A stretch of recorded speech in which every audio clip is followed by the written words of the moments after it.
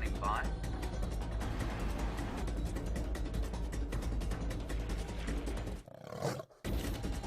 Five, four, three, two, one. You are live, you are live. Good afternoon, everybody, and welcome to this, your Sunday Sunset Safari. That's called triple alliteration, and it came out entirely by mistake. You're on a live safari here in the northeast corner of magnificent South Africa, the iconic Kruger National Park, part of the Greater Limpopo Transfrontier Park, 8.5 million acres of untrammeled wildlife wonderland. Now, my name is James Henry. On camera today is Dave. Hello, David.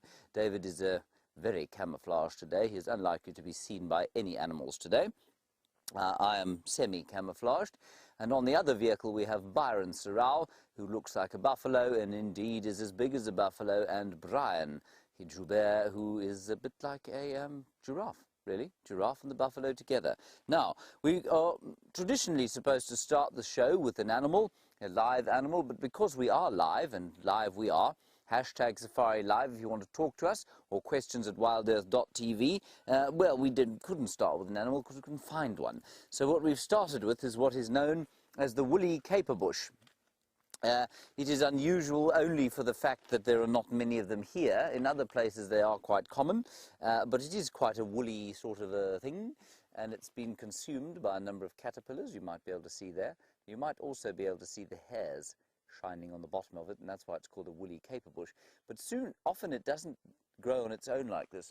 Quite often it grows on a termite mound and underneath other trees, and it produces these amazing sort of, I'm still sure many of you have seen Tarzan. It produces these huge vines that swing from the trees in very well-watered areas, and that's the woolly caperbush, Capparis tomentosa. Right, our plan this afternoon, everyone, is to head off towards Cheetah Plains and see if we can't replicate Byron's very good efforts yesterday of elephants and cheetah. Maybe we'll be lucky with a leopard, maybe we'll be lucky with an impala and a steenbok, who knows. But before we do that, I'm just going to drive along here because we did some testing today of our new fixed-wing drone, and I lost a tool on the way, so we're just going to drive that route and then head towards Cheetah Plains. It's good to have you on board. It's a wonderful, balmy winter's afternoon, 24 degrees Celsius, which I think puts us at roughly 75 degrees Fahrenheit, if I'm not mistaken. I still, despite having been converting these things for over a year, am unable to sort out in my mind exactly what the conversions are. Oh well.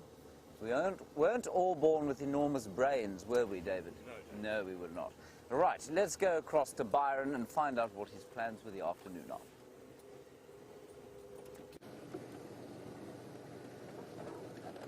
Good afternoon, everyone.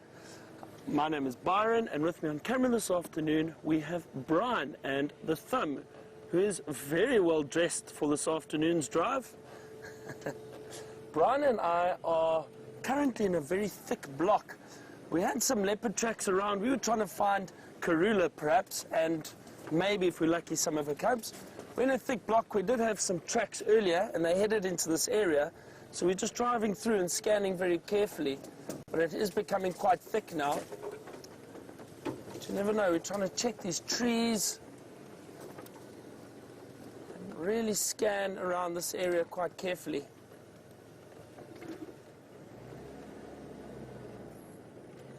Nothing yet. It's always tricky when you drive through these thicker areas, trying to get out.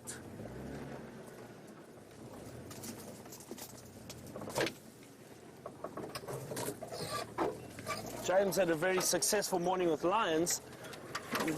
He got to show you those beautiful cubs with the lionesses and the other 3 lionesses on Arethusa.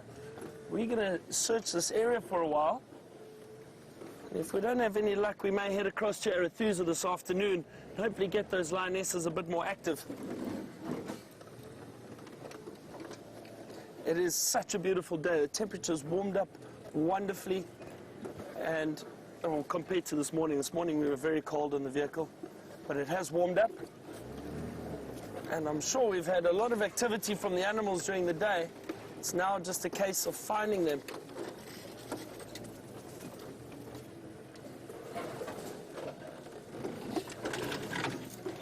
There we go, putting my driving skills to test.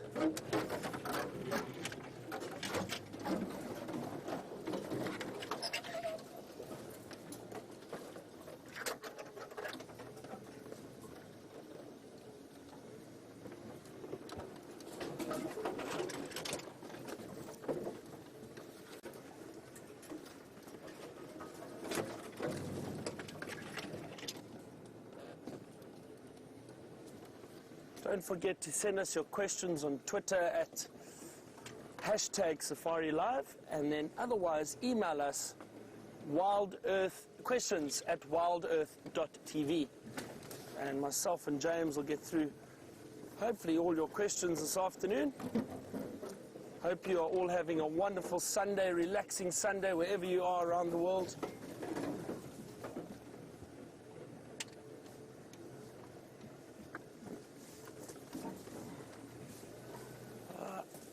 No luck just yet. Let's check this road over here if we have any tracks.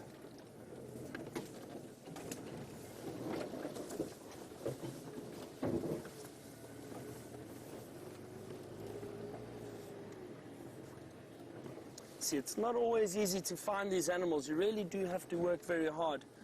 Just going to turn around here again.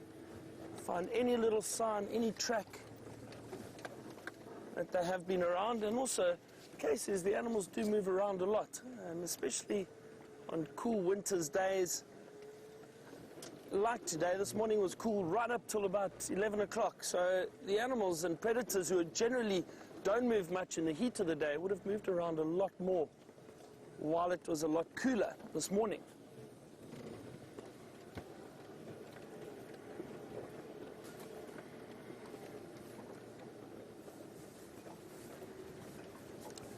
The reason these animals like to, especially the predators, prefer conserving the energy during the heat of the day is because it's very hot. It's energy sapping.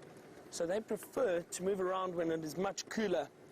And also, generally, they do move around under the cover of darkness, especially lions and leopards. They ambush predators. So they'll use the darkness to be able to stalk and hunt their prey. Let's jump out of here quickly. Watch out.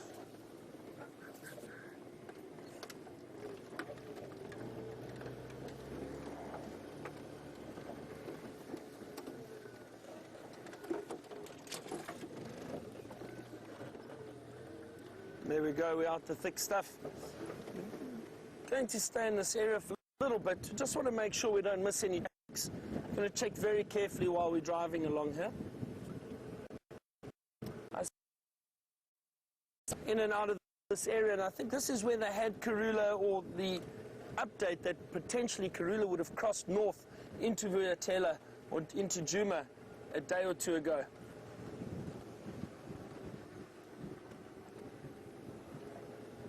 Then again, you never know with leopards. Then again, you never know.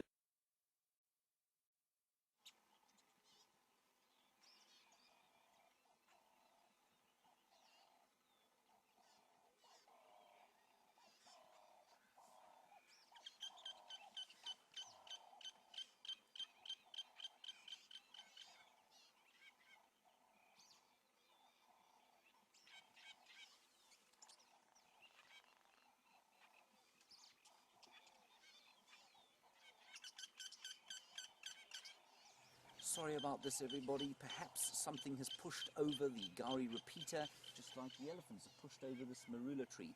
Our technical team is rushing around madly trying to fix it, and we'll be back with you as soon as we can.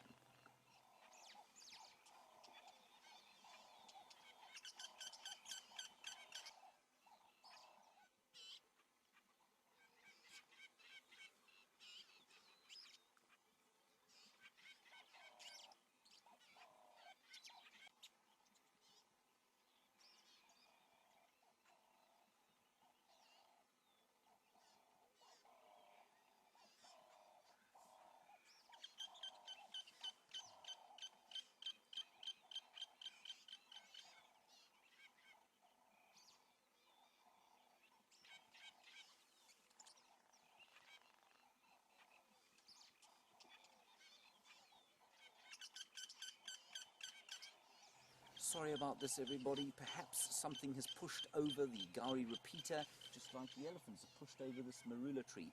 Our technical team is rushing around madly trying to fix it, and we'll be back with you as soon as we can.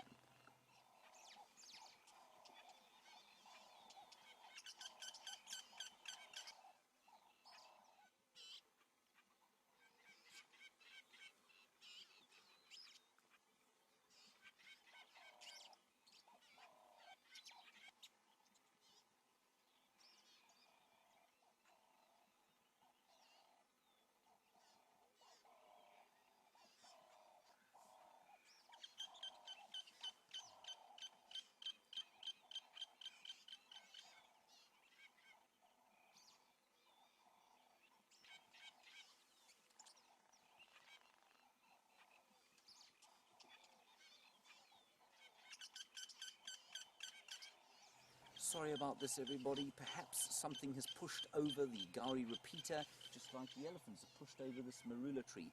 Our technical team is rushing around madly trying to fix it, and we'll be back with you as soon as we can.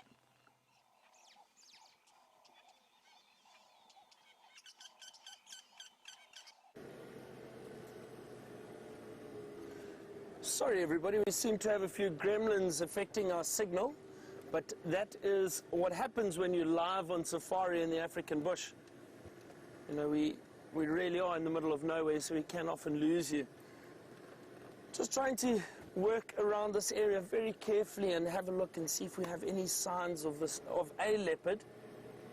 Nothing just yet. It's, as I mentioned earlier, the temperature's warmed up quite a lot today. It's a beautiful, beautiful afternoon. Often you get leopard moving down into drainage lines, into thickets, where they will rest in the cool sand or in the shade of the big trees around here, and potentially then start moving around a little bit later as it cools down, right into the evening, and then move around at night. But I don't see any tracks anywhere. James did check around this area this morning, but he didn't have any luck either. So I think we'll just continue around here a little further, and we'll check the brake very carefully, make sure we don't have any tracks coming across.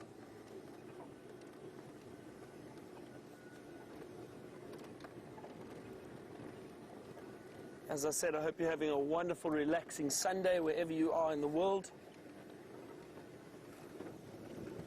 I know we've got some people from Johannesburg.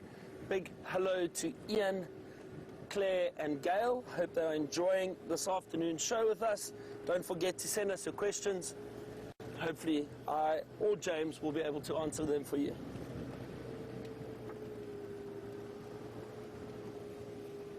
It's nice soft sand along this road, so it would be easier to see fresh tracks of anything crossing in and out of this area. We've got some elephant tracks already from earlier today.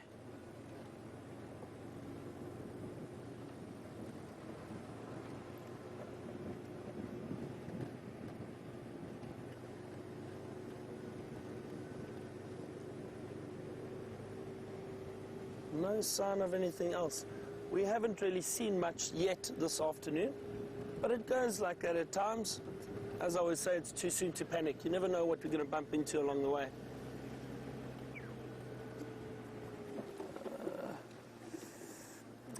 Some hyena tracks.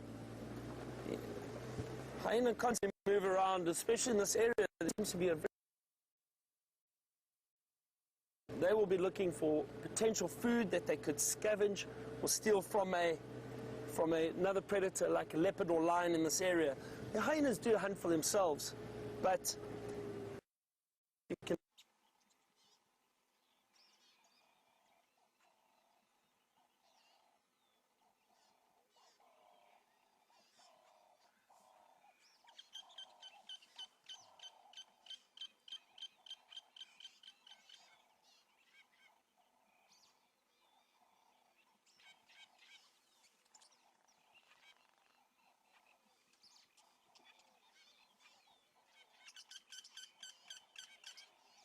Sorry about this, everybody. Perhaps something has pushed over the Gowrie repeater, just like the elephants have pushed over this marula tree. Our technical team is rushing around madly trying to fix it, and we'll be back with you as soon as we can.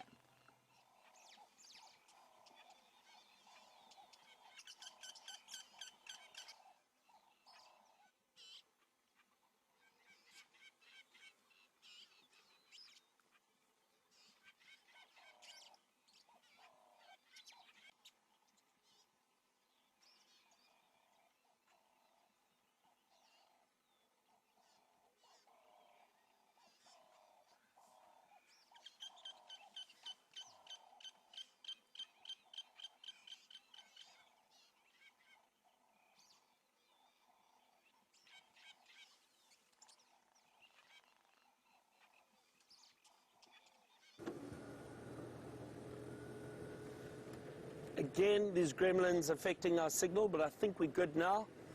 It should be 100%.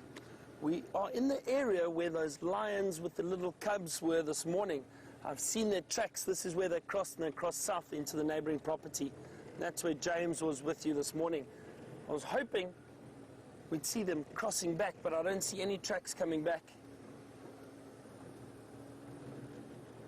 It's amazing to see so many little cubs around with those females. Really wonderful, wonderful sighting. It was definitely a baby morning this morning. We had a lot of youngsters. James had the cubs. I had that very, very young Inyala that we found, the baby Inyala, the newborn, in fact. It was definitely born this morning early sometime, and the mother was still busy cleaning it, and it was incredible to see. Very, very special sighting.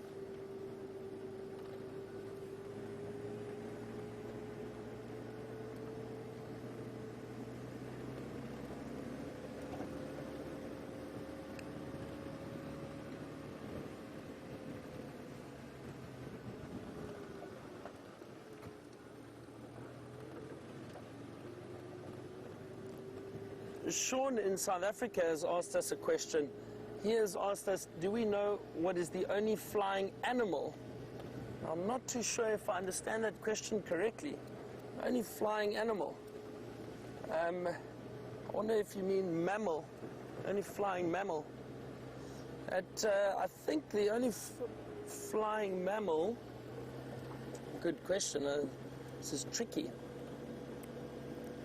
There is a squirrel, which there's a tree squirrel which has a flap underneath its front and hind legs, and what it does is it leaps from one tree to another, and it opens its legs and front legs and back legs, and that flap opens up and causes wind to move underneath it, and that allows it to glide from tree to tree.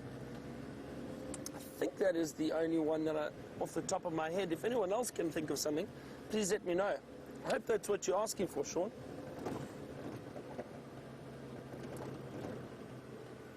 I'm just scanning very carefully as we're driving around or along this road, and driving very slowly, making sure I don't miss any tracks.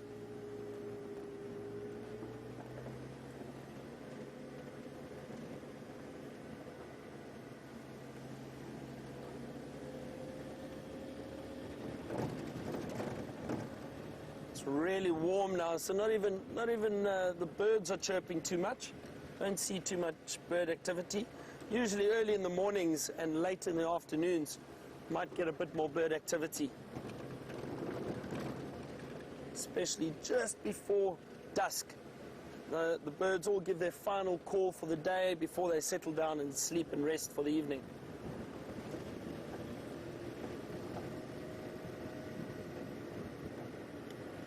While I'm checking this road for any tracks or any sign of animals, James has a hippo. Go ahead and join him for a while.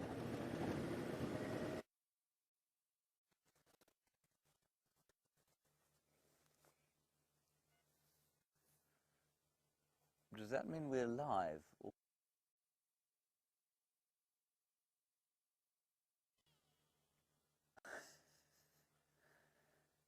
Oh, well.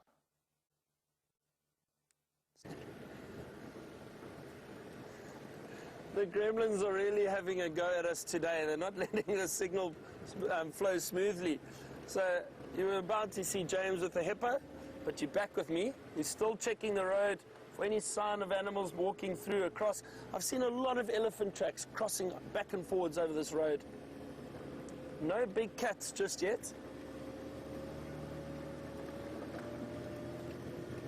I really would like to see Karula. I've never seen that leopard before, especially with cubs. It's something that is so special to be able to witness. I'd love to find her, but you never know. If we don't get lucky today, maybe in the next few days we do.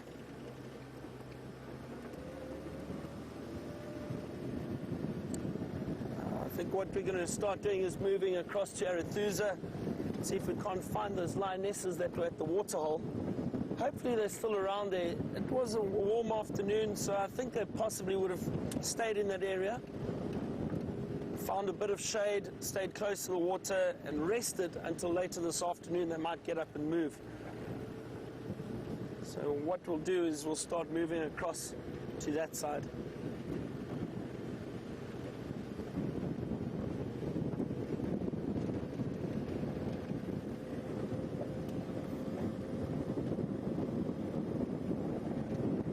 Still just constantly scanning, having a look around for any sign of wildlife. Our morning started like this. It was a little slow at first, but it's just so nice to be out here. You never know what you're going to bump into, and even just driving without seeing wildlife, you still have the beautiful trees and the smells and the sounds of the bush. You know, the odd bird calling here and there. If I hear one close enough, I'll point it out to you. A lot of different sounds and bird calls that we can hear.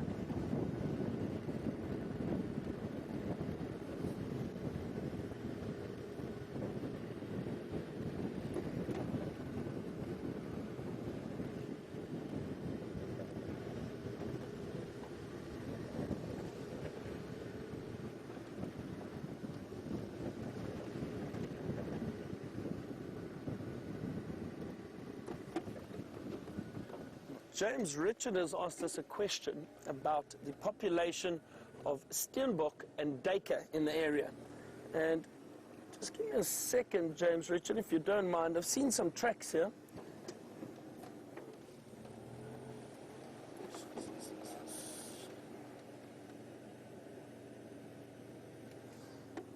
It looks like a leopard track from this morning, however. I see there have been vehicle tracks driving over it, but they've crossed south across our boundary into that area.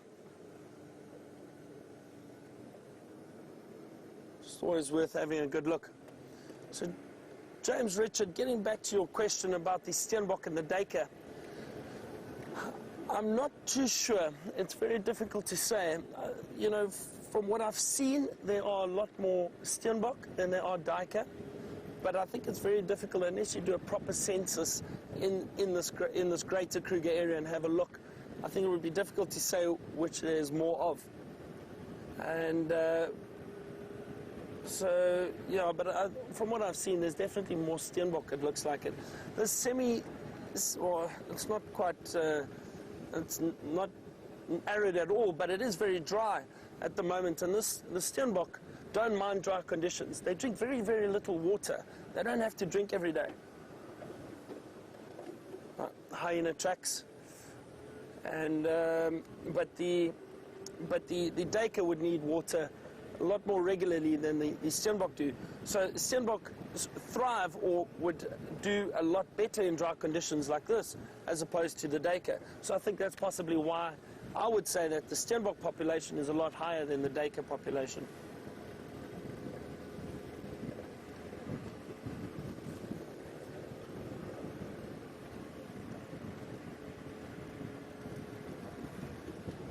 I think James is still having a bit of issues with his signal.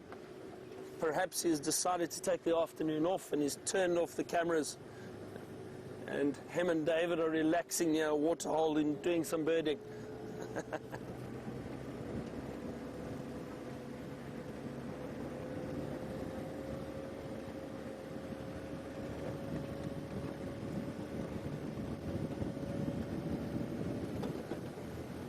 It is very dry here at the moment. Even I'm getting a bit parched while we drive.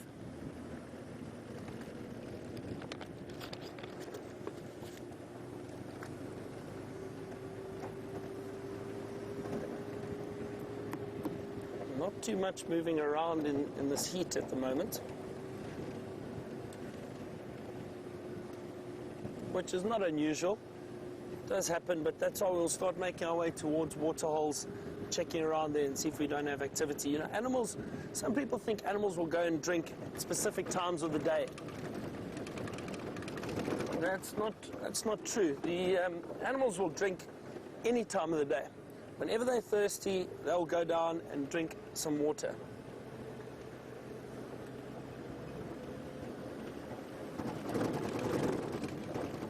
While we continue towards a waterhole, let's try getting an update from James one more time hopefully you are lucky.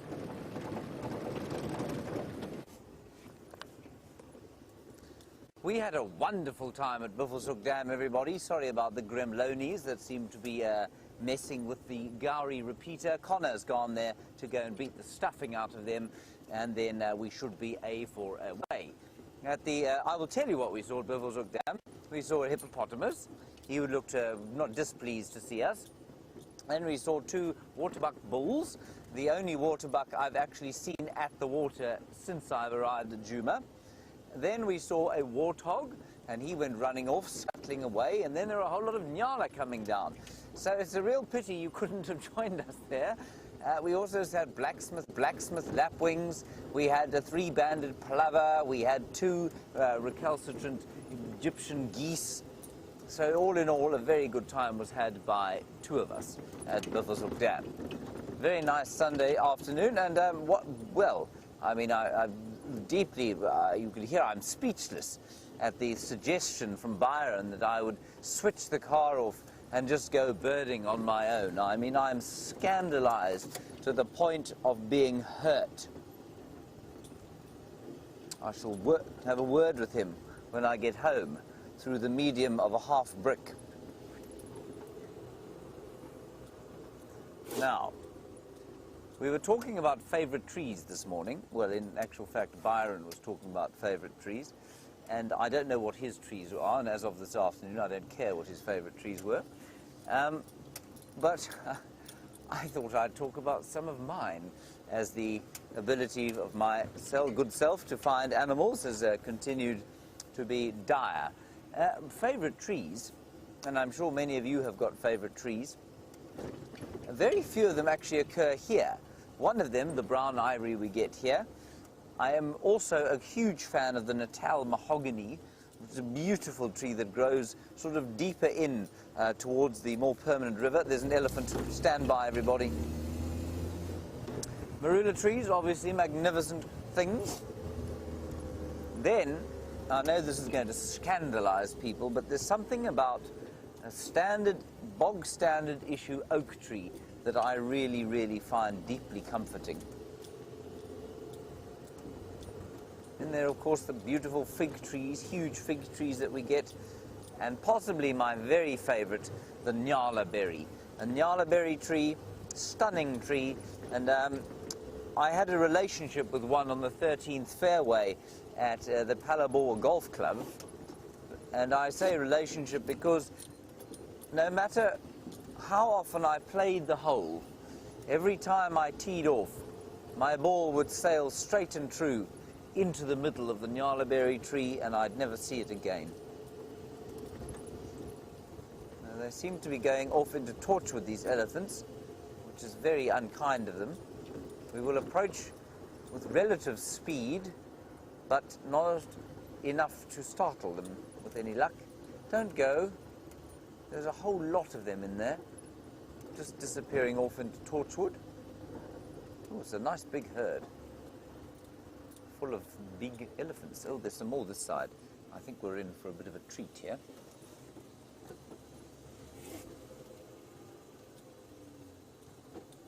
We stop in the shade here. You can see them all grazing across the clearing there, and there are a couple more in front of us, and they're obviously all heading that way, or the little one was just sleeping in the shade.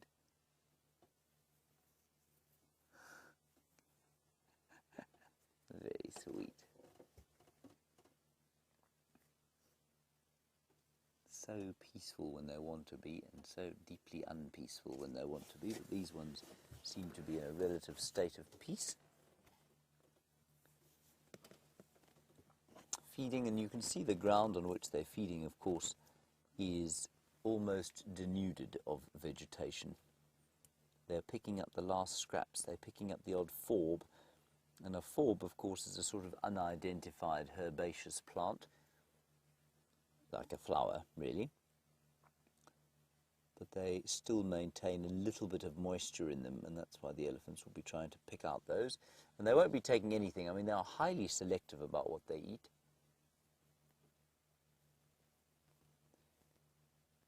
Isn't that a lovely sort of scene with the deep blue winter sky, the last bits of green and those great grey giants gently walking off in an easterly direction, away from the soon-to-be setting sun.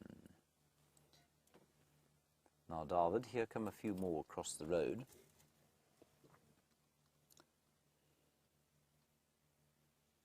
Looks like a big bull at the back there. That's quite interesting. Big bull lurking with the herd. He'll be probably, or if he's not in must, he'll be coming into must, and he'll be seeking out an estrus female. Now, look at the difference between them now. The big bull behind, the cow there. Look how flat her back is in comparison with him, how her belly is less rounded, her forehead much more square. And they will tell you also that a female's tusks grow down more than they grow forward, and in this case it's completely rubbish. You can see those tusks are growing forward, but they are definitely thinner at the base than a bull's will be. Also, I mean, massive size, but when you come across one of those fellows, I mean, he's a good third again, 30% larger than the cows. He's a magnificent chap. Not the biggest ivory in the world. But look how graceful that 6-ton animal is. All right, let's go a little bit forward. We might be lucky to get another view.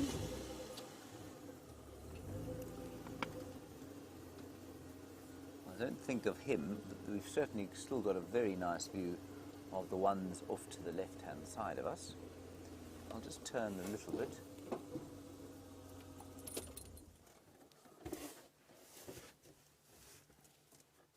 See how there's no grass on this ground at all. None whatsoever. And that is going to make for tough times for the grazers. I'm just quickly going to give an update to Lex.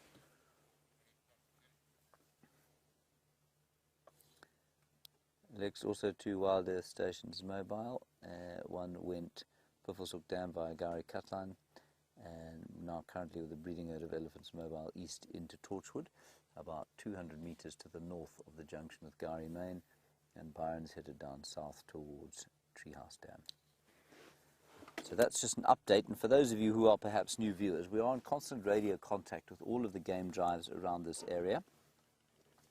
And, oh, he didn't get that message. I will have to give it to him again, but we don't need to do it right now.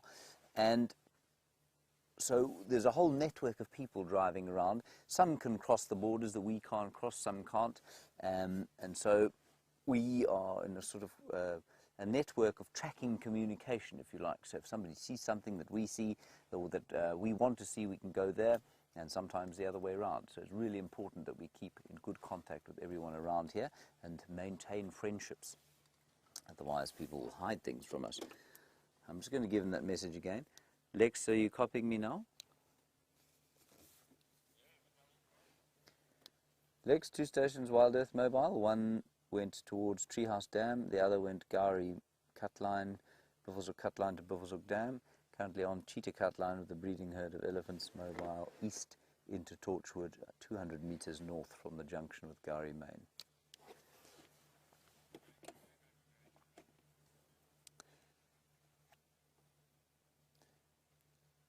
That one there, just if you can go to the right there, if you don't mind. There we go. Right, there we go. Now, eating a Combretum, Combretum calinum bush, a variable bush willow. Now, elephants do like those, and you can see that from the fact that, well, the elephant's eating it, of course, but you can also see that from the fact that it has been broken so many times. And if you watch carefully, that elephant is not eating the leaves. He's kind of stripping the leaves off. He's eating 1 or 2, but he's mostly going for the bark. There, he's eating some actual leaves there.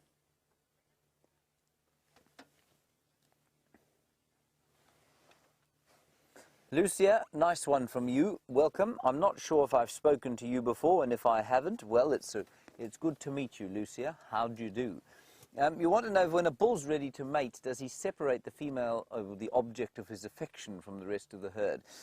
Sort of. What will happen is she will go into estrus, and then she will seek out a very large bull, well, when he's around the herd. She won't leave the herd to be with him. Then they'll move away slightly, but they don't go and find sort of privacy.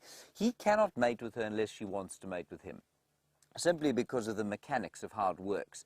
So she has to stand there. She has to almost back into him in order for them to copulate successfully, not to put too fine a point on it. And they will do that only when she's ready, and it'll be slightly away from the herd. And so I don't think he'll try and separate her from the herd, no, but he'll certainly chase her around a bit. And sometimes, just before she's actually ready to mate, you know, he'll harass the females, and they get very upset, and you can they really do create enormous consternation within the herds, these great big bulls.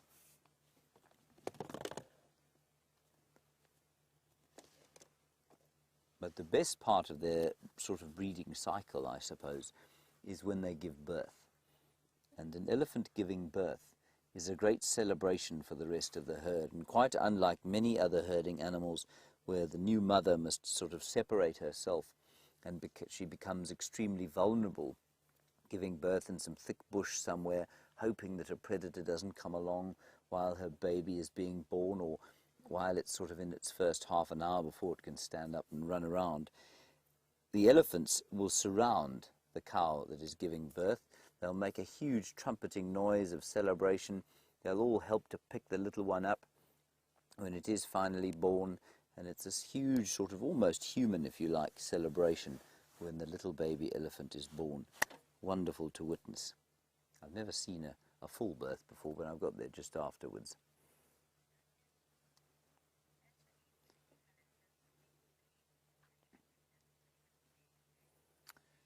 James Dungan, a very good question, which we will answer with an experiment. We will feed David two examples. You want to know if a green leaf basically tastes the same as a golden leaf. So do the leaves change in taste? Absolutely they do. And I think the major thing is that the tannin levels will drop completely, but so will the moisture content. And when the moisture content goes, so will the carbohydrates go. So a lot more just structural stuff in the dry leaves. But let's have a taste of the difference. I'm sure we'll be able to get it. These elephants are heading off into Torchwood. I'm not going to get out and pick some leaves right here, lest I be attacked. No, hang on, I can actually do it just right over here. I'll hide from them using the car. David, if they come rushing out of Torchwood, you will tell me, won't you?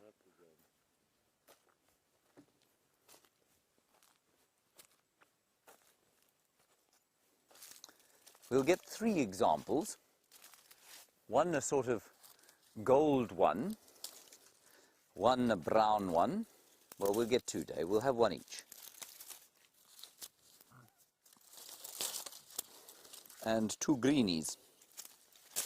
Now, this is the same tree. Yeah, it looks like a variable bush willow. So it's the same kind of tree. Right, now, David, here is your treat for the day. Say thank you. Delicious. Right, let's go with the greenie first. Full of tannin, but there is some moisture. You can taste nutrients, I suppose. Not nice. What's the next one? Next, let's go with the gold. Golden Delicious. That was Granny Smith. Now, almost entirely tasteless, wouldn't you say? I would so. Totally tasteless. So all of those substances have gone, but while the tannins, which are not great for the animals to eat, have disappeared, so have all the nutrients. Now, the very dry one.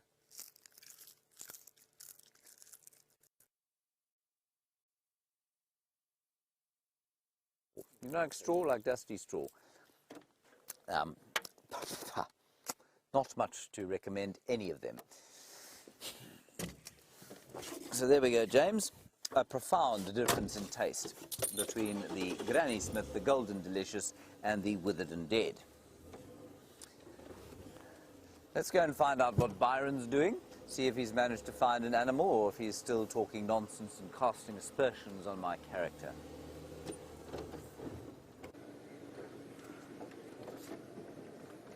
So James, I have not yet found an animal. Actually, I have. There's an impala. And there it moves. Hang on, they're just around the corner. Three impala.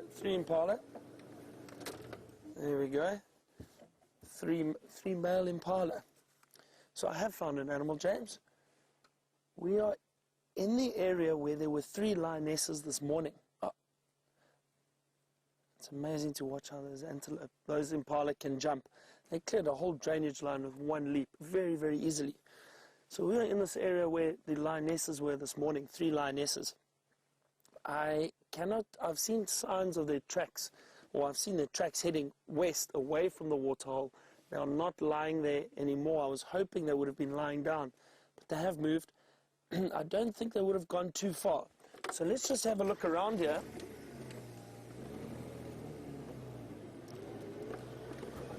Let's keep our eyes open. Moving in through a drainage line, so it's nice and cool. I'm hoping they've decided to lie down somewhere in here.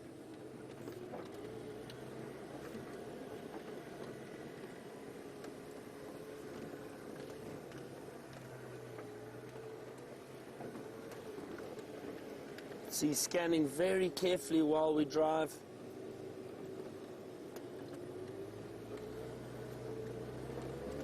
I will be very, very excited if we find these lionesses. Trying to look for tracks while we're driving too. It's not always easy. There's a lot of impala around here. So that's a good sign. It means that it's unlikely that there are lionesses lying very close by, so we can drive a little bit further and check further down this area.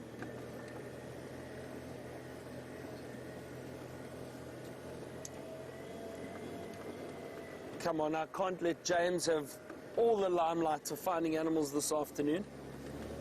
I need to find you something.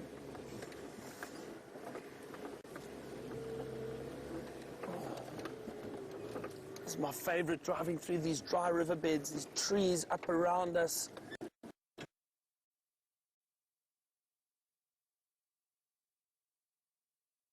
When it's so hot, it's lovely to drive or just spend some time in these riverbeds, these dry riverbeds.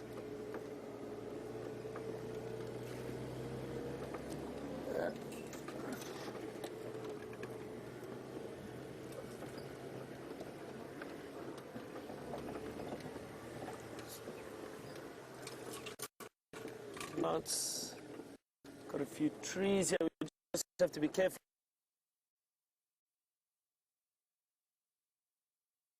Gone the whole way there. Hello, everybody.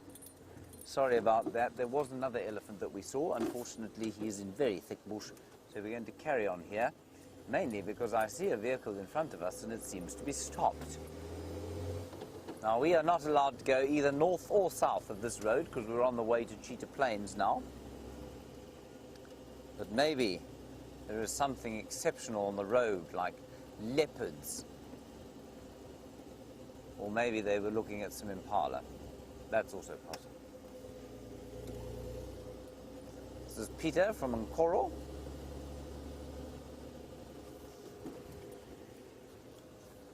Good afternoon. How are you? Good, how are you? Fine, thank you. Can't complain. No, good. Doesn't help, no one cares. Yes. Anything on the CP from this morning that you heard about? I wasn't out on drive this morning, Okay. so I know Mike's been driving around there. But nothing else, eh? Cool. We're trying to find those skunk apparently from yesterday. All right, cool. No horns are coming from Okay. our side. Cool. Alrighty. Okay. Enjoy your drive. Enjoy. Bye-bye, guys. Enjoy. So that's Peter from Nkoro, which is just to the north of Cheetah Plains. I seem to be finishing every sentence like that.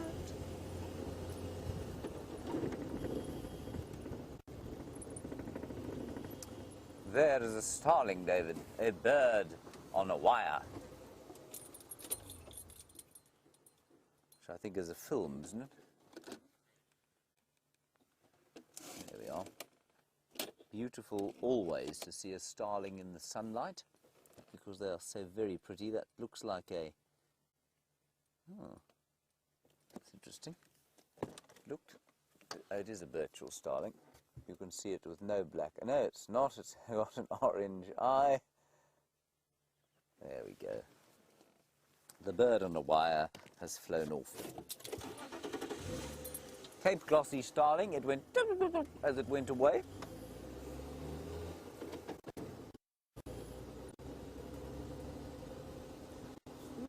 Just trying to listen to, apparently Tundi was seen sometime this morning. Mike, what was the last position of Tundi this morning?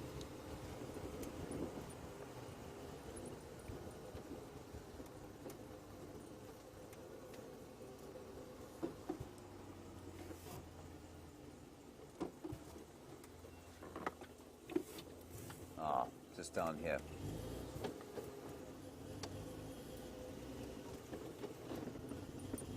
Okay, so she was apparently, remember when we saw her, I don't know if you remember, we saw her, copy, thanks, we saw her on a termite mound here, or she was in a big tambuti tree, just lying there when we drove past here the other day. And now, apparently, she was on the termite mound underneath that, but she did then head north. Now, we all guessed, given the size of her fat belly that day, that she was about to give birth. And Jamie saw her in the same tree 2 days later. Now they've seen her on this termite mound again, and I wonder if Tundi, Karula's other daughter, has not given birth somewhere around here. What I'm going to do, because I think we might lose signal as we go through here. Dave, you see the big termite mound in front of us there?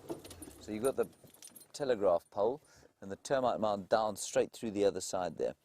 If you super zoom in on the top of that, yeah, you're in the right place there. Let's just have a look-see, because we can't actually go off-road around here, because it is not our place. No, that isn't a leopard, this is a tree, a bush. Okay, let's roll down the hill.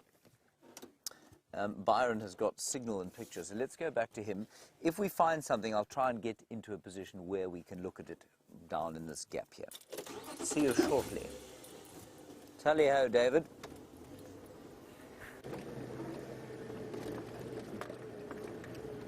Thank you again, James. I seem to have lost some signal there, and I've had no luck finding any sign of these lionesses.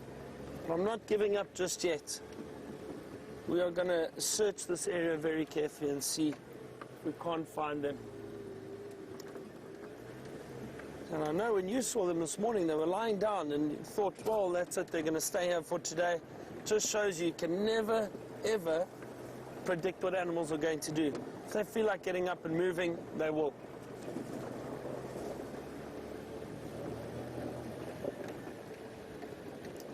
Let's see, it is quite thick in this area.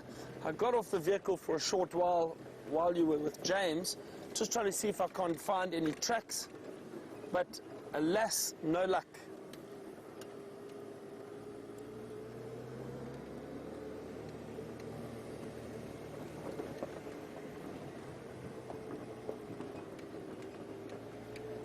Good afternoon, Monique from London. Welcome. Monique, yes, we are looking for those 3 Nkuhuma females that James found this morning around a dam, a waterhole on Arathusa. So I'm trying to see if I can relocate them and find them, but they've moved off. And I cannot seem to find an exact direction.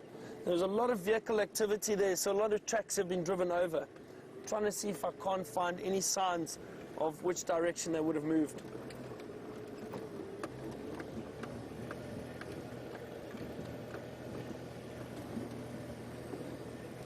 This is the exciting part, the searching, the unknown, not knowing where these animals are and trying to find them. Very, very exciting.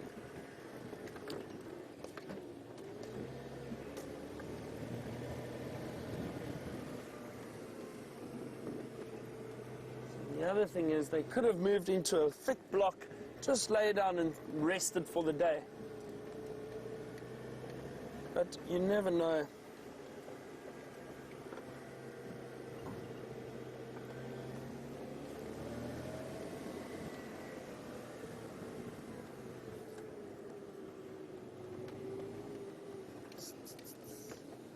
check these. These junctions in a road are a very good place to look for any potential tracks of animals, because as we saw a few nights ago, was it last night, the night before, we saw a lioness and we followed her and we saw how they use the roads, and it's just a nice pathway for a lot of the animals. It's easier to walk across. So let me just see something here quickly. No. It's easier for them to walk through the bush. It's the path of least resistance. There's not a lot of trees, and it's just a great way to get around.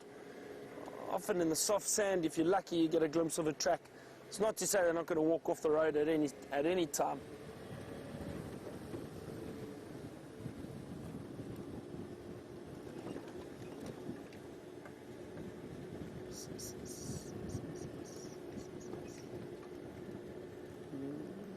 Sign.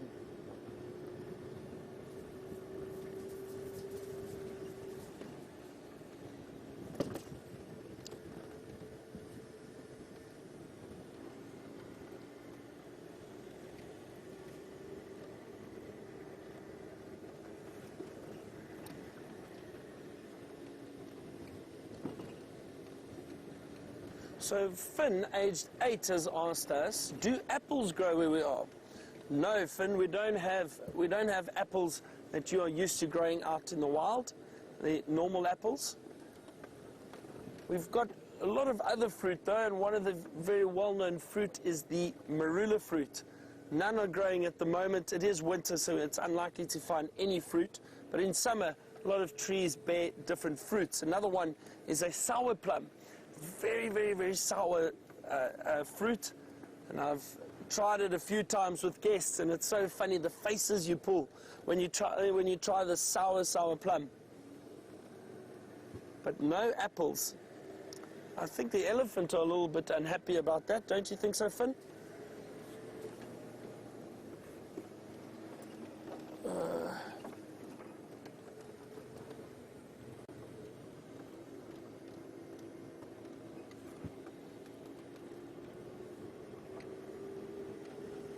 Well, I'm not giving up this afternoon until I find these lionesses.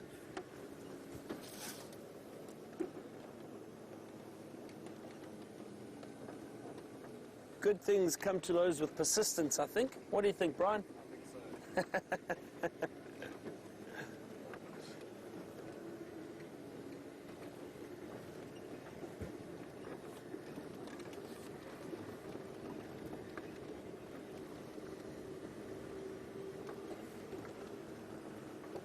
Times like these, I wish I had a good friend of mine, a guy by the name of Judas.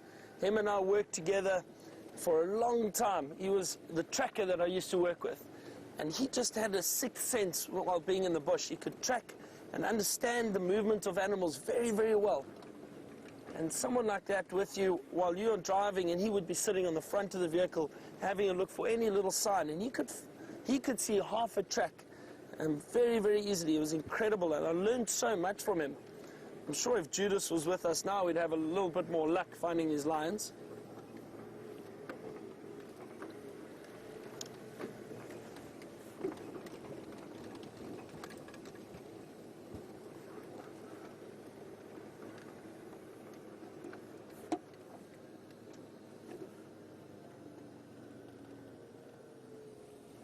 So James is heading off to Cheetah Plains this afternoon. We had a lot of luck yesterday. We had those two beautiful male cheetah. I hope James has some luck down there too. But while he does that, stick with me a little bit, just a little bit longer. It's always interesting to see. You never know. We could get out, have a look around and bump into some lions.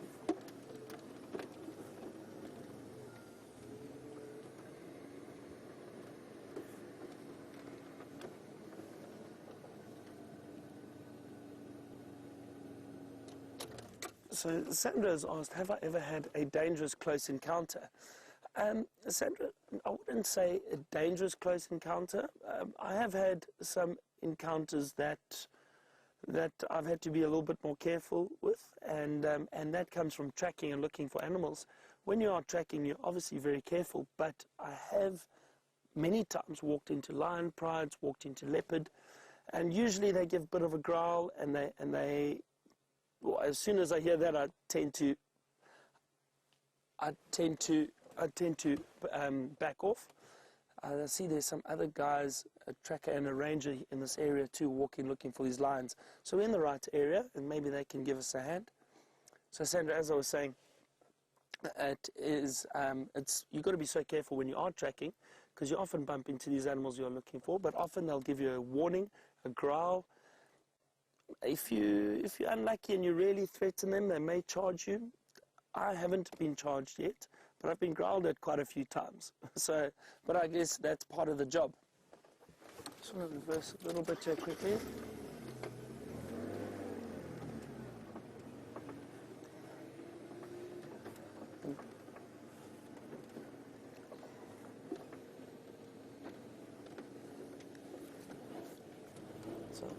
Those guys are checking in the same drainage line that we were in earlier. We just went further down, and they've gone to have a look up a little bit higher. So let's drive around, and often while you're tracking, it helps to try and check different areas. If there are a few people working one area looking for tracks or following tracks, you can drive around, take the next road around, and see if those tracks don't come out somewhere. It will cut down the time you spend tracking. You really have to work as a team out here.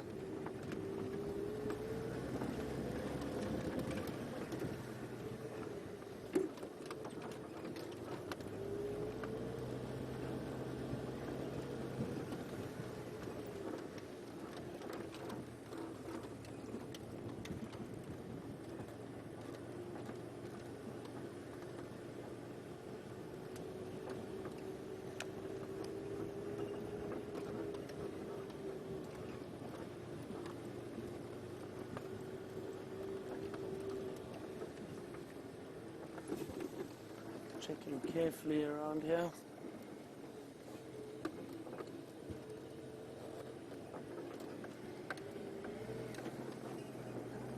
Another incident, actually, Sandra, now that I think about it, another incident I did have many years ago. We were in a camp, and an elephant had broken through. And an elephant in camp is not a bad thing, but it's not ideal, especially during the day. Excuse me. Especially during the day, if you have guests walking around. Excuse me, everyone, sorry. I think a fly flew into my throat. So on this particular occasion, this elephant came in, and we had to try and get him out. Now, it's not easy chasing an elephant out of a camp. Usually if you make a lot of noise, they don't like it, and they tend to move off. On this particular occasion, the elephant was moving through the camp and had seen a few people already, so he was a bit agitated. So myself and another guide headed off in the direction of the elephant and thought we'd be able to chase him out. We got within about 100 meters of him, and we've watched him closely and thought, well, he's heading to the exit. If he gets closer, we'll make a noise and he will leave. Before that happened, though, he caught a glimpse of us in his eye, and he just turned and charged. He had had enough of people, and he decided to charge. My friend who I was with ended up just running immediately. Now, the general rule in the bush is whatever you do, don't run. You're meant to stand your ground, try and make a noise so that the animal feels a little bit threatened, and usually they stop a charge. This elephant didn't stop though, and I was shouting and clapping my hands, trying to stop it. It didn't stop, and I thought, well, now I better start running. He had closed the gap quite a bit between us, and I turned to run, and as I turned, I was on uneven ground, and my foot slipped, and I fell. I landed on my back, and this elephant bull stopped about 5 meters from me. This really big elephant bull stopped and flapped his ears, and I was lying there looking up at him, and it happened so quickly. I don't think I even had time for my life to flash before my eyes. It was just like, wow, what's going on? And there was dust and a little bit of a trumpet. And he turned around, and as he turned and walked away, I got up quickly and I ran back to the nearest little house. And as I said, we were in the camp, so we weren't with guests. It was just myself and this other guide, luckily. And this elephant turned, and as he walked off, I got up and ran straight back to the house. But he definitely could have done some serious damage to me if he wanted to. But again, it just shows I don't think they are out there to harm us. It's only if we feel if we threaten them, when they feel threatened, they will act aggressively and try and get you away. While I'm continuing my search for these lions, I think James has got onto cheetah pools. Go across and join him for a little while, and we'll see you shortly.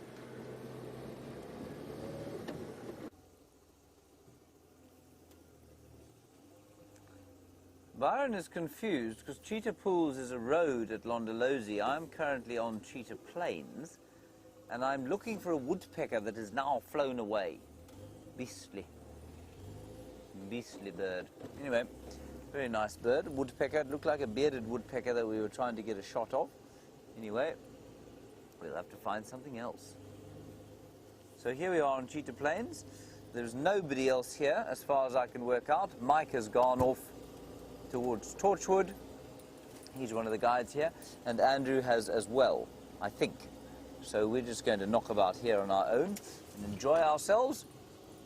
We'll put on the Eastern Channel in case something interesting pops up, and drive very slowly through the area, stretching the tops of the termite mounds for Nkanyeni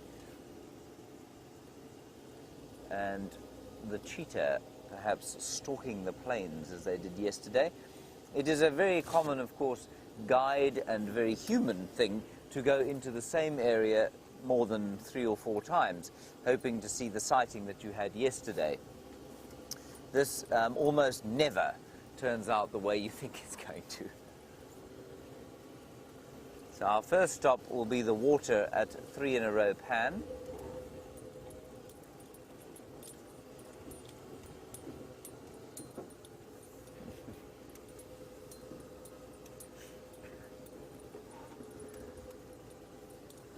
Hello, B. Ellie the backpacker. What a marvellous name you have.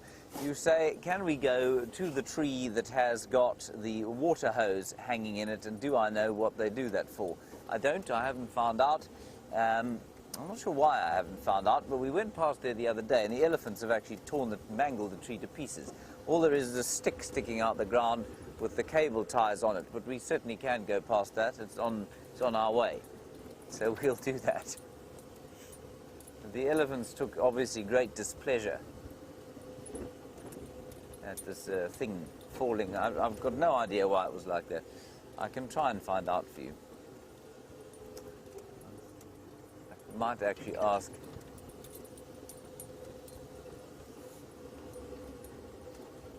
Oh, that's interesting. Okay, so we've had an answer from the final control. Oh, I'm sure she probably asked. Rebecca, did you ask them when you went yesterday? She did. Very clever. So what it is, it's the breather tube for the borehole. Now, a borehole in the United States is known as a well. So it's a well, basically, that feeds probably 3 in a row Pan here. And sometimes the pressure is too great. If it's an especially long pipeline. And so what they do is they put a breathing hole in there, and that's what that was. Thank you, Becca, for figuring that one out for us. A great mystery of the world, up in line with, of course, the construction of the pyramids and the Easter Island statues, has now been solved. Thank you very much for that.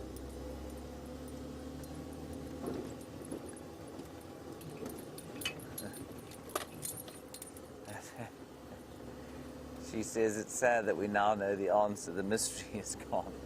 No one will ever ask to see it again now. B. Ellie the backpacker. Is that an elephant or is it a tree? It's a tree.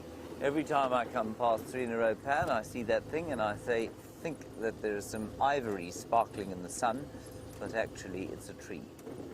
Anyway, let's see if there's something having a drink down here. Quarantine the male leopard. 3.5 years old, likes to knock about here from time to time. Don't see his tracks on the road. Maybe he is lurking about on his favourite termite mound or in his favourite marula tree.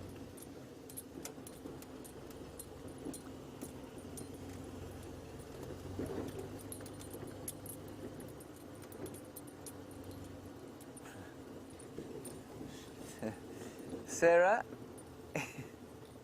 That's a really cool question. I don't know. You say, do I think that animals have a sense of humor?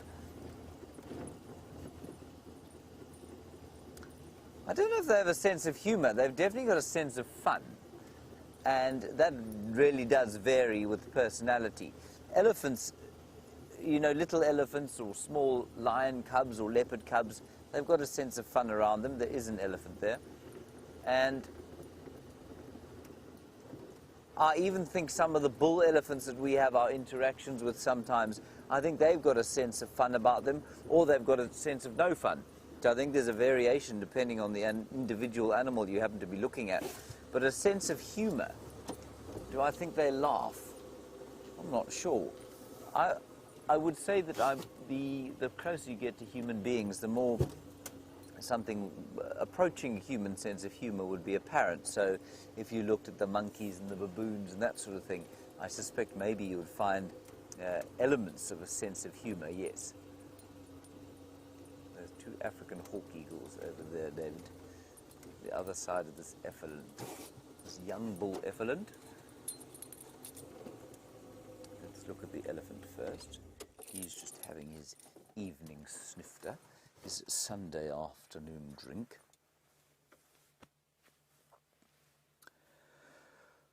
Oh, everybody just take a deep breath in. And breathe out. And inhale the magnificent peace of a wilderness Sunday afternoon. Of course, the wilderness has no idea it's Sunday afternoon. It doesn't give a flying continental. But it does have a very Sunday afternoon feeling about it. Now, this elephant bull, roughly the same size as the elephant cow that I pointed out to you crossing the road earlier. So probably about 4 tons. Probably about 9.5 feet at the shoulder.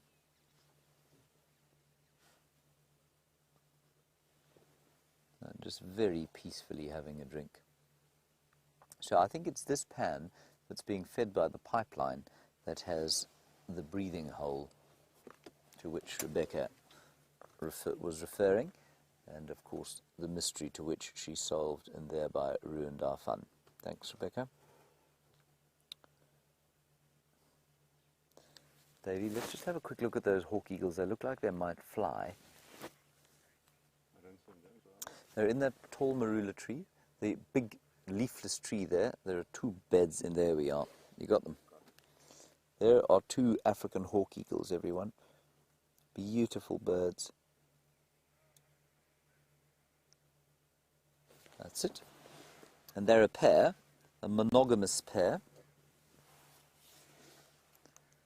And let me just check something. I just want to check something on my bird app. So I'm so modern, I have a bird app. You see that, David? Mm-hmm. I'm very modern. Positively millennial. I was shouted at last night in camp, everybody, for being unmillennial by Connor. I obviously slapped him thoroughly. They're monogamous, yes, we know that. Nest and platform, yes, we know that too. Yes. Now, I'm amazed, okay, what we did today, of course, was we flew a drone. Well, we didn't. I mean, I'd say that as though anybody other than Connor had anything to do with it, but we gave him moral support. And the drone weighed 4.2 kilograms. Now, that bird is 63 centimeters tall, which means it's 2 feet tall. Its wingspan is roughly 1.5 meters. So, I mean, it's about a half the size, I suppose, of that drone that we have. But it only weighs 1.3 kilograms. That's tiny. So if you multiply that by 2.2, you get to go about 2.8. Sorry, excuse me, 3.8. 3.8 pounds. And that's an enormous bird to be weighing only 3.8 pounds. It's 2 and a bit feet tall, with a wingspan of about 5 feet. and yet it only weighs 3.5 pounds. And of course, if you're going to fly, you have to be light. So an astounding array of hollow bones with comb inside them to make them strong, with struts inside them, almost exactly like the struts and braces that you'd find in an aeroplane to reduce weight. All right, Davey, let's have another look at the effident.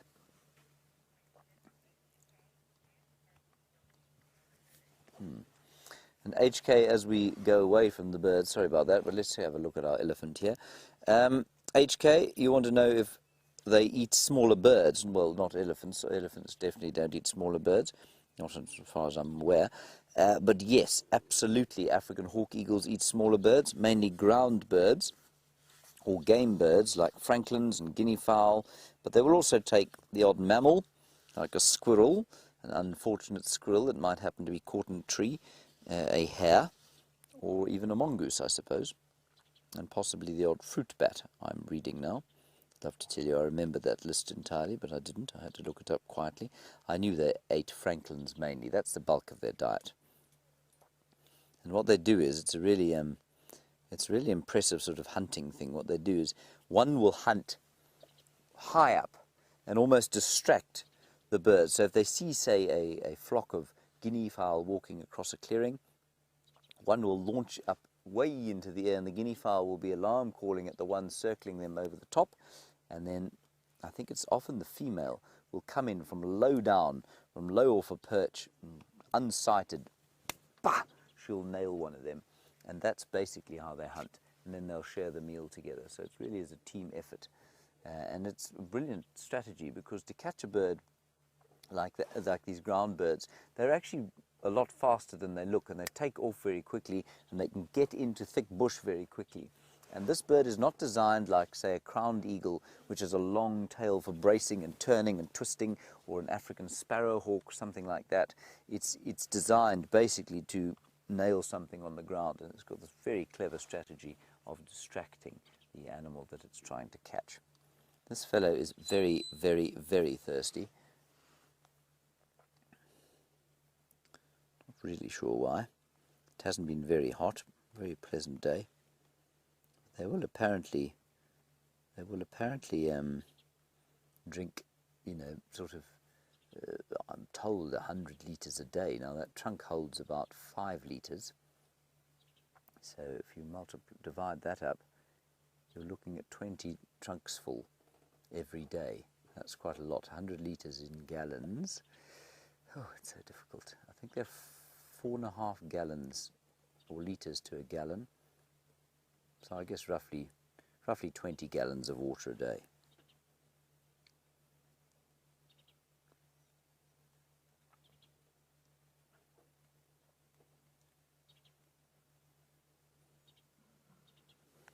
Okay, I think let's just sit here and wait for him to move off, see if he doesn't come this way to say hello to us, and then we'll press on and see if we can find something in the clearings.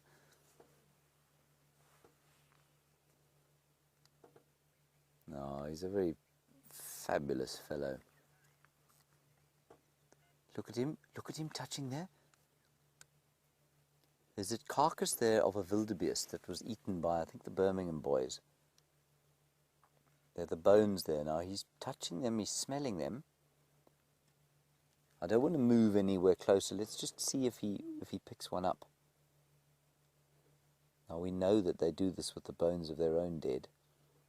But they will also, I suspect, especially in trying times like this, they're known to eat sand, and they'll go to a sort of sodic area like those clearings that we're going to go and visit now, and they'll eat sand for the minerals. And we know that many, look at him touching there, the wildebeest skull.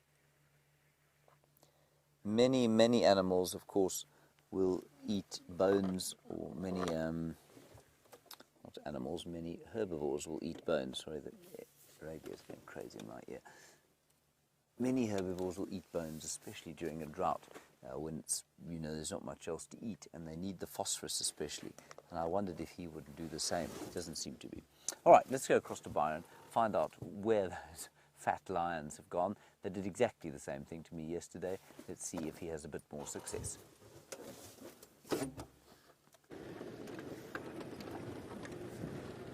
No success just yet, but we have got a general direction of tracks. They headed north from where they last were. So we are still driving around and having a look for these lionesses. They are being very elusive this afternoon, but so is everything else. We haven't seen too much else while we have been checking this area. I bumped into a vehicle full of guests though. Their ranger and tracker had left them. They went off tracking. They were very friendly.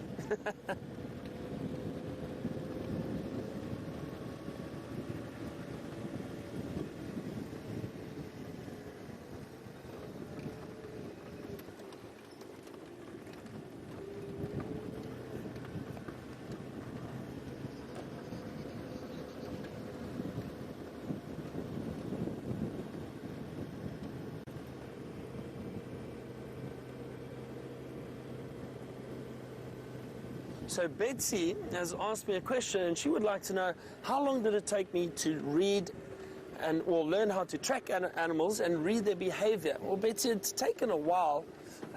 It's not... sorry, I'm just having a look at these tracks here quickly. No fresh tracks. So Betsy, it takes a while.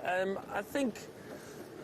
You know, you can learn, within a year you can learn how to identify tracks, but I think the art of understanding the tracks and reading them carefully while out in the bush is very different, because you need to learn how to gauge whether they are fresh or not.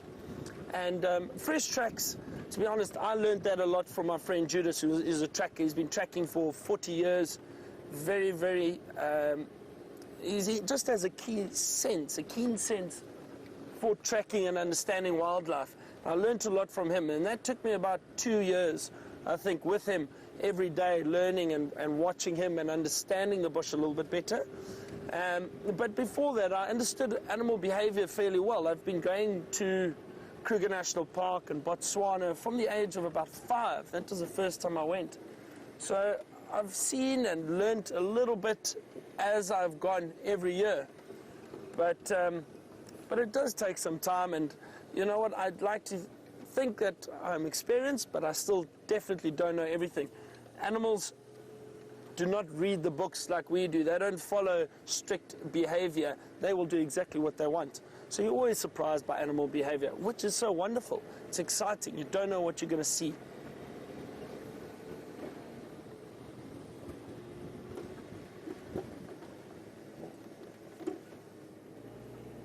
I see a squirrel, which is hiding. There's a beautiful leadwood tree. Look at that. Those of you who... There we go. Hello, little squirrel, trying to hide from us. There was another one that ran up, but he is hiding behind a branch. That little one, they were sunning themselves. Oh, beautiful. Look at that.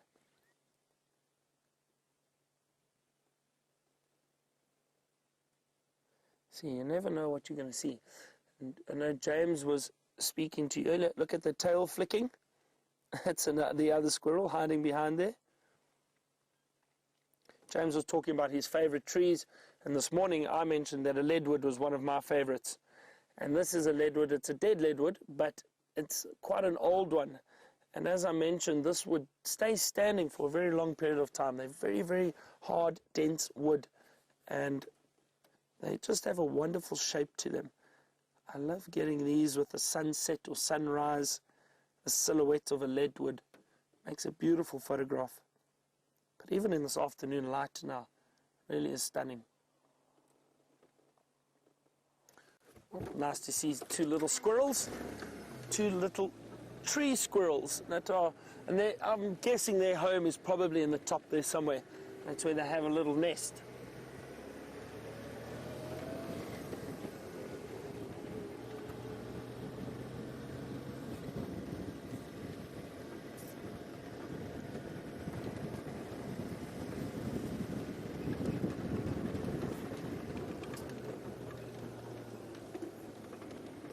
As I'm driving, I'm still having a good look at the tracks on the road, trying to see if I can get any clear sign of these lionesses. I do think, however, that they've moved into this drainage line, which is off to our right through the thicket. I don't think you'd be able to see it very clearly now, but I think they've moved down in there somewhere and they're resting until a little bit later. They'll probably get more active and move around, possibly try and hunt later this evening.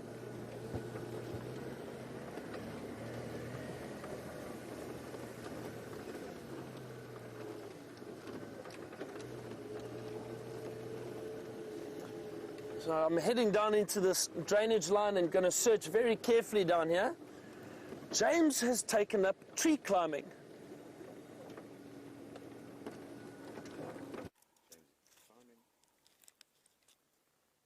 Well, everybody, especially those that wanted to see this special tree, here it is, the tree in which the breathing pipe used to be.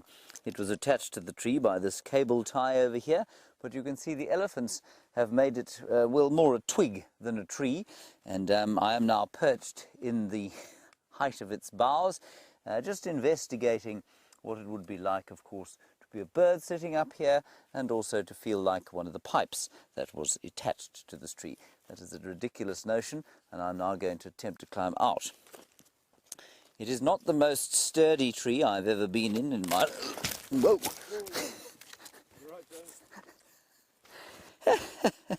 Yes, I mean, look, there's a very powerful pain coursing through my side here, but because we're live on screen, I won't scream and shout and declare how incredibly painful my body is right now, or the unspeakable sense of shock that I feel at almost killing myself on live television.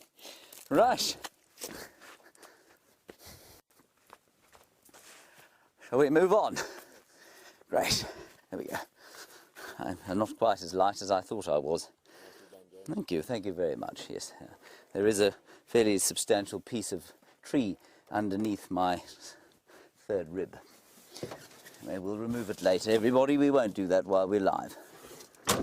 Whew. My composure.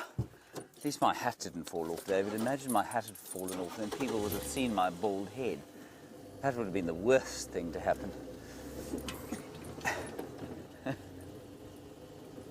Sorry about that, everybody. I knew it was going to happen eventually.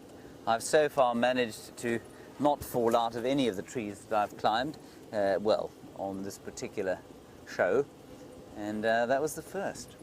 At least I didn't come all the way down, right? Yeah. You want to see my owie, David? Look at my owie. It's very sore. You see? Yes, look. Show everybody my owie. You can't even see it there. You're not even with a super zoom. Oh well.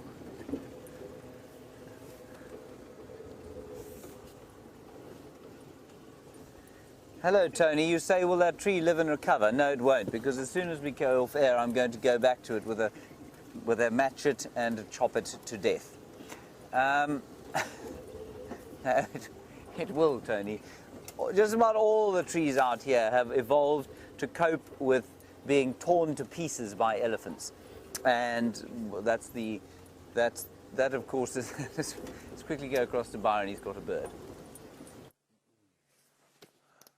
They're still off to the left. There's one. We've just seen some white-crested helmet shrikes. Beautiful little birds. There's one. Can you see that? Look at that. Beautiful white-crested helmet shrikes. There's still one up in that tree, Brian, where you were. Oh, sorry, up there. There we go. Oh, there they go. They're making you work for it this afternoon. Oh, where are they now? Oh, another one flew off. Difficult to spot them. There we go. White-crested helmet shrike. Well done, Brian. And then off they go. That's a beautiful, beautiful little bird. And why I like them so much is they're always in big groups. So you see a family or a group together. The interesting thing with those white-crested helmet shrikes is that only the alpha male and female in that party will mate and have chicks, and then the rest follow the pair. So very similar to wild dogs. Wild dogs, only the alpha male and female mate and have pups. Same thing happens with these birds, which is very, very interesting. We are still in search of the lions. No sign just yet, but I'm not giving up. I'm not giving up.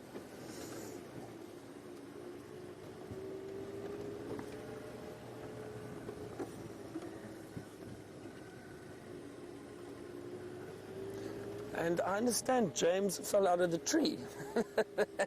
That has just made my day. I will ask him about it later, see what he was doing in the tree in the first place.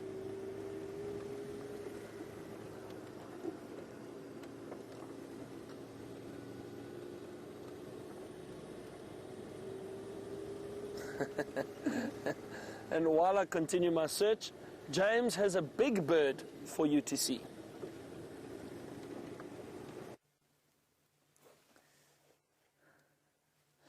Not only a big bird, everybody, the very biggest bird. There is a little flock of ostriches, which I believe is also called a wobble. A wobble of ostriches. Of course, one should often say a wobble because it does feel nice on the lips. Wobble, wobble of ostriches. 3 females, they're the brown ones, and the male, the resplendent in his tuxedo black. They are astonishing creatures. It really is amazing to spend a bit of time with them, and I don't want to go too close because I think they will run from us. So we'll just give them a little bit of time to get used to us. And they're just feeding on little forbs. Remember I described what forbs were earlier on. As they go across the clearing here, they eat nice, they like to eat, they will eat insects as well, but they prefer to eat new growth from herby plants. Just amazing. Hey? It's just astonishing. There's some wildebeest in the background. And I wonder if they're not going to come and have a drink. They may have already had their drink. Please just tell Byron the next time you see him that I didn't fall out of the tree. I fell sort of in the tree, and it's not the same. It's not the same at all. There are the wildebeest. Marvellous. It's so peaceful out here in the clearings. And there are also some zebra off to the right-hand side, which we'll just have a look at there. You're on them, Dave. A little bit left. Left. Here we are. Oh, that's a wildebeest. Hang on. There are some zebra, I promise. I saw them. I think they've moved into the thick stuff. Never mind. All right, let's see. Oh, hang on. The one ostrich is now coming closer. Let's see what she does. She might come around for a drink.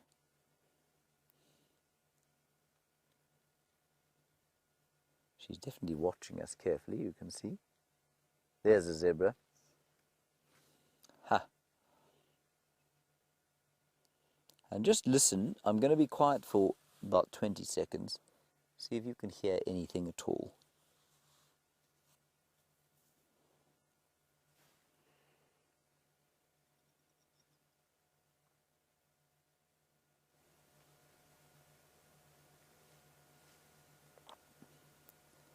Not a sausage.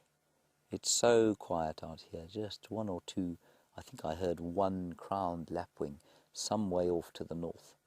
Otherwise, it's just a nice soft breeze coming out of the northwest.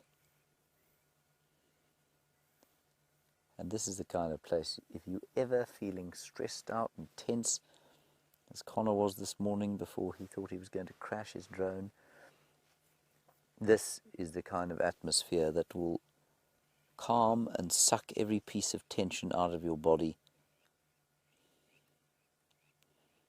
And it's this kind of atmosphere that draws people back to the wild. And you can get it, of course, in any wild place, but an African wild place with ostriches and zebra and wildebeest in the background, well, could it be more special? Isn't that lovely? She's not, David, I wouldn't describe her as beautiful, would you? Not quite. Now, apparently her brain, everyone, is the same size as her eye. It's not very large. Possibly not capable of advanced calculus, but if you're an ostrich, you don't need to be able to do advanced calculus.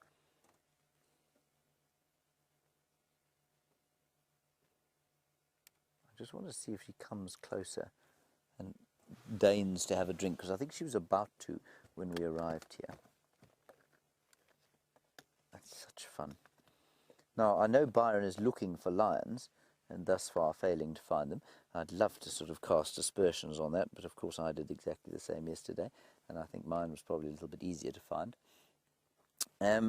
But the link there, of course, is that these things, when they call, sound almost like lions. And let me play you the call of the ostrich. And I mean, not if you're sitting right next to them, they don't, but if you hear them in the distance, they can sound a little bit like lions. I'll play you the call now, while we see if Mrs. Ostrich wants to come and have a drink. Yeah. Woofy day, I think they are.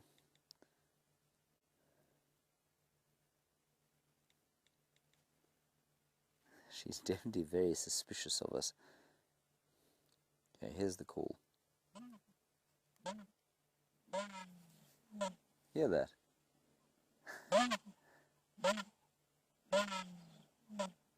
You see how you might mistake that for a lion in the distance? Sounds like Brent doing the lion. Isn't that cool?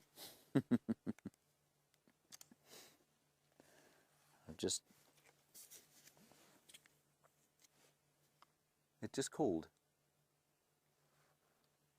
One of them just called. I just heard it going, ooh. Now, interesting question about how often they get killed by the big cats. Not very often, but they do get killed by big cats, and certainly lions will happily have a go at an ostrich. And that's, I'm sorry, the comms with the final control are not great at the moment. Masked Kim? That was your question. Anyway, I'm sorry I can't get it more accurately. But that's what happens. So they will get killed by lions, sometimes by leopards, maybe by cheetah, but that would be unusual.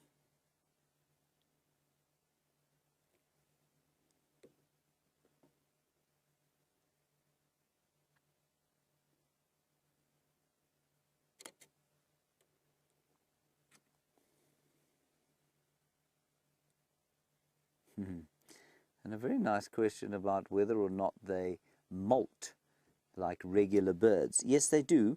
But remember, their feathers don't have to be in anything like the same condition that the feathers of most flying birds do. And that's because they obviously don't have the risk of plummeting from the sky if they fail to do their feather maintenance. Now, that means that they do molt feathers. I suspect it's far more irregular than it is with something like, I don't know, a martial eagle, those hawk eagles that we saw. Their feathers are also designed slightly differently in that they don't have the sort of oily sealant on them, and they don't have to stick together in quite the same way that other birds' feathers do. So I hope that answers your question, but that's basically how it is with these ostriches.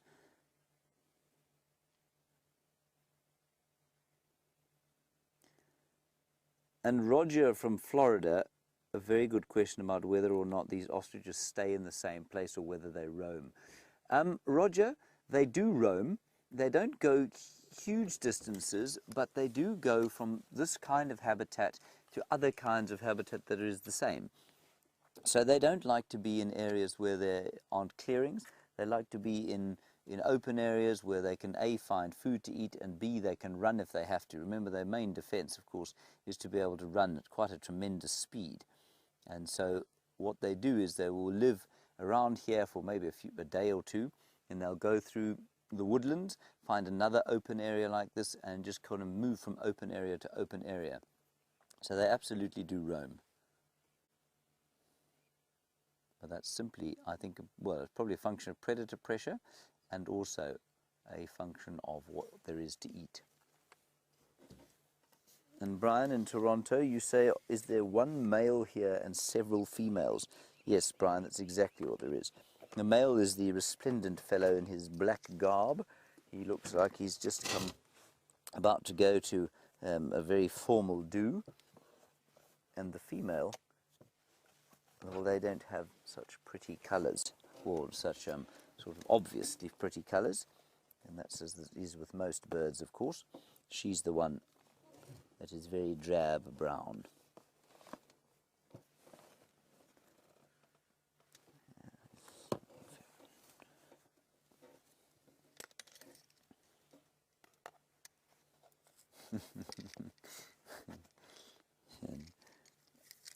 Mike, you want to know if it's true or not that ostriches bury their heads in the sand. No, it's not true, Mike. I'm not sure where it comes from. If I'm not mistaken, the legend comes from when they go and they look for, no, that's the other legend, that they carry diamonds in their crops, which they don't. No, they definitely don't, and I've certainly read that they don't, and I've never seen them do it, but I don't remember exactly where that legend comes from. So if you do know where the legend of the ostrich burying its head in the sand comes from, please do let me know. Byron has got some zebras a little bit closer to him than our zebras. Let's go and take a look.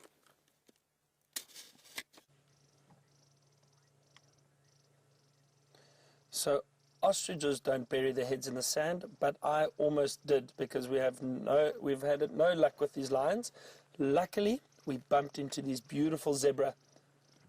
A wonderful light on them now, feeding on this grass. I was beginning to become a bit worried. Just shows you never know what you're going to bump into around here. Look at these patterns, just wonderful, wonderful animals to see. That beautiful mane on the back of the neck. Now, interesting with zebra, even though it's very dry at the moment, there is still a bit of grass around for them, but you can't really tell just by looking at zebra if they are too hungry or if they are lacking food.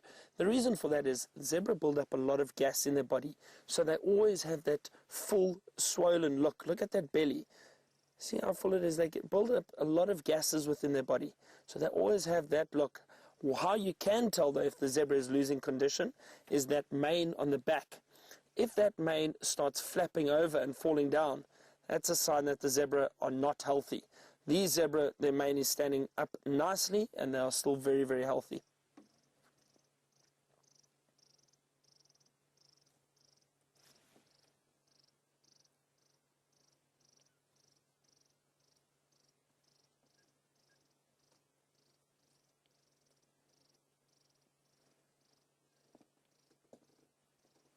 There they go. Oh, there's another one behind there. I'm just going to move a little bit closer for us.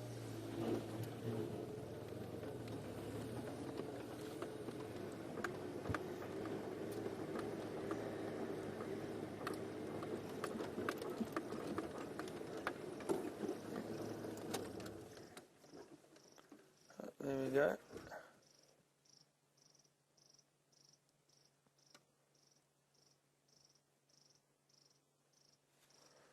Just have a look here quickly. Usually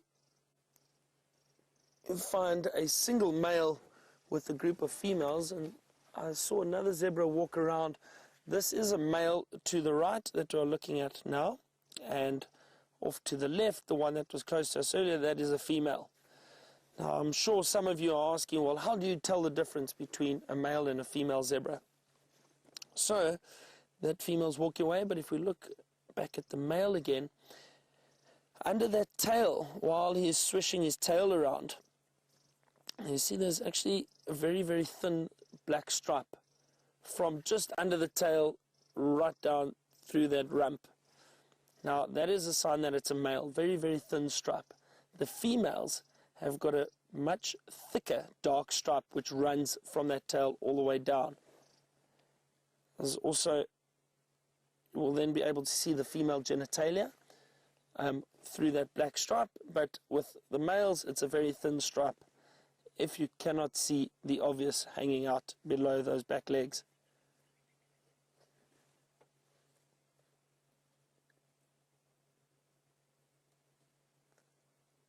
Oh, this is wonderful. The zebra are completely relaxed with us around them. You can see that shadow stripe between the black and white stripes very clearly. That's typical of the Burchell's zebra or the plains zebra, this species that we are looking at. We have got another species of zebra, two species of zebra in South Africa known as the Cape Mountain zebra, or the Hartmann's mountain zebra is another species.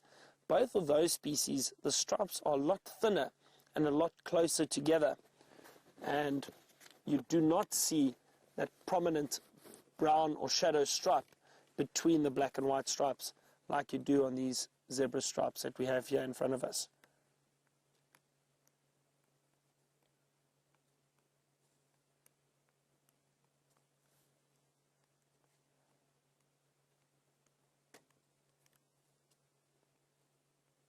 I'm very glad we managed to find something this afternoon. We were starting to get a little worried, but that's how the bush goes sometimes. But we've been having so much fun and laughing a lot, which is great.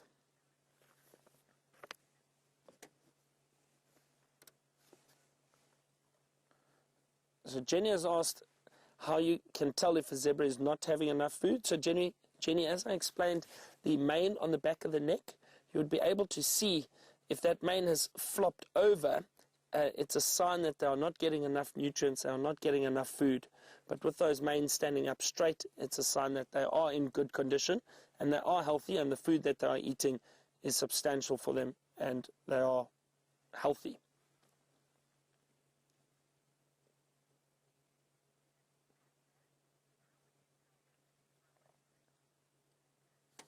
So Tasha has asked how you would tell if a zebra is pregnant. So Tasha, with the females, you often will see the much larger belly. You can see the belly, it does expand quite a bit more, and you can, it looks very, very swollen. You can see that she is pregnant. So that would be a sign immediately that the female zebra is pregnant.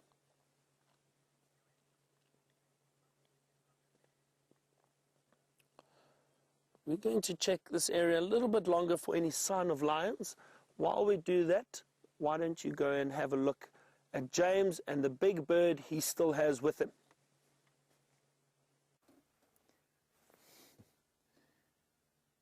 These chaps have got so confiding, everybody. We've managed to get much closer to them.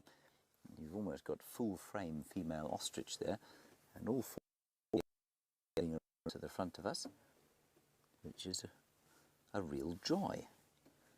David, I might take a picture of the male now. Yes. Here we go, the world's slowest photographer. Almost got focus, and he's turned around. Excellent, missed it. Next time. Let's move a little bit forward. They've been so confiding about us driving along next to them.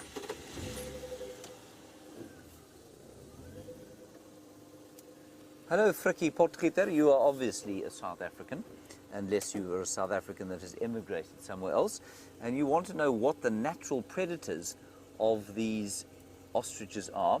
In this area, probably only lions, leopards, and hyenas, maybe wild dogs. I think there are probably too few of them for the wild dogs to bother. They might also be taken, I suppose, potentially by cheetah. But in this area, it would be largely wild dogs and leopards and hyenas. This lady is very close to us now.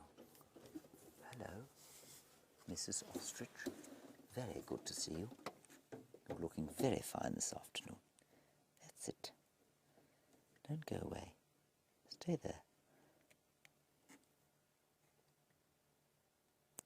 Now look over here so that I may take a picture of you. Hello! Please don't ever do that. I'm sorry for doing it again, everyone.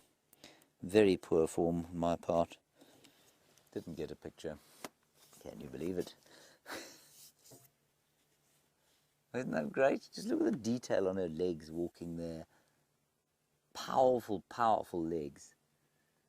And the toes, 2 toes, and very vicious claws at the edge of those toes.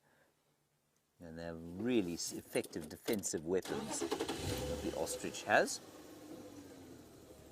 And I mean, certainly if they set upon a human being, apparently what you're supposed to do is lie down on the ground, and that way they can't kick you, because they kick forward, and those claws, they will, I mean, if they get you here, they can actually disembowel you. And so the trick is to lie down on the ground, and then they can't actually do anything. They can just sort of stamp on you a bit, which will be very sore, I've no doubt. But it is not potentially fatal. This is incredible. We are now, I mean, we're very close to them.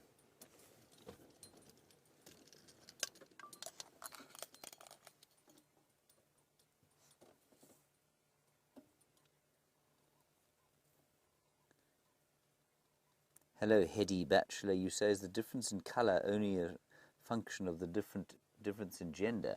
Yes, absolutely. That's all it is.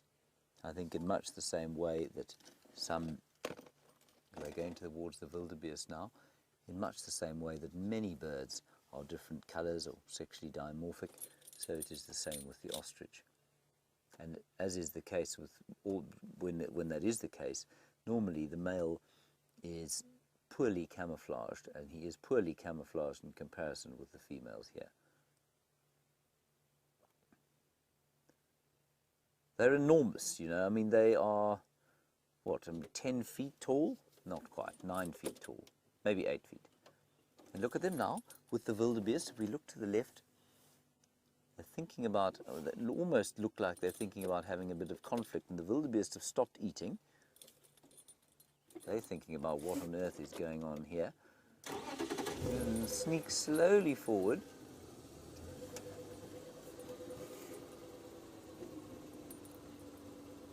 Lynn, you want to know how many muscles in their neck they have. Lynn, I couldn't possibly begin to tell you how many muscles an ostrich has in its neck, I'm afraid. Sorry about that. I really couldn't, yeah, I've got absolutely no idea at all. Oh, one of them is getting cross. This is brilliant. Look at that, everyone.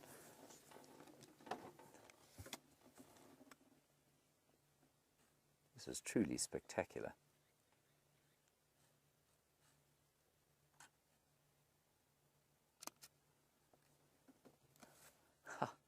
We are so lucky to see a scene like this.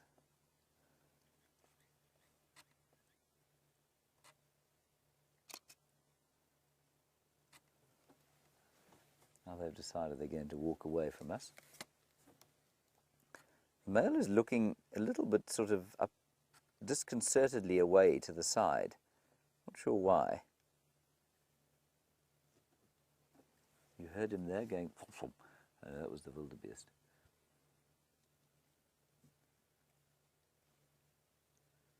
Oh, it's fantastic. What an amazing sighting.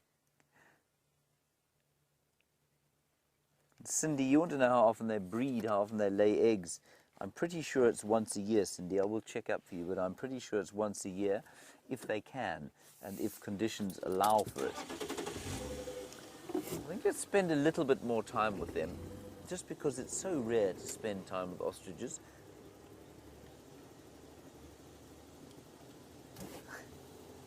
I think this is amazing.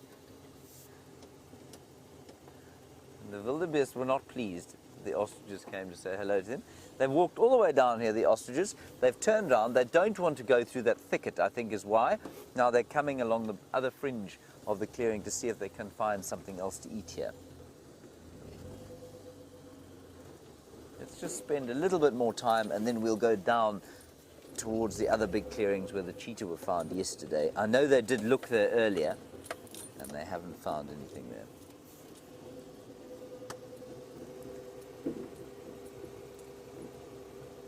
And the light is just so beautiful now. Yeah, we'll just let them do one more pass by here.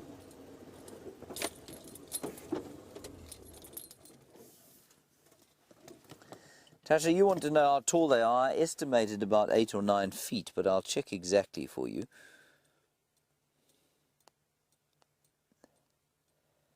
Up to 2 meters. So, I mean, 2 meters times 3 1/4 takes us to up to 2 meters. No, they look like they're much taller than that, I must confess, but maybe they aren't. So 2 meters is actually only about just under 7 feet. So I'm getting reports from the final control that they get up to 2.4 meters. My bird guide, which is normally extremely reliable, says generally up to 2 meters. But I think that male is taller than that. So that say about 7 feet. So they're a good foot shorter than I thought they were.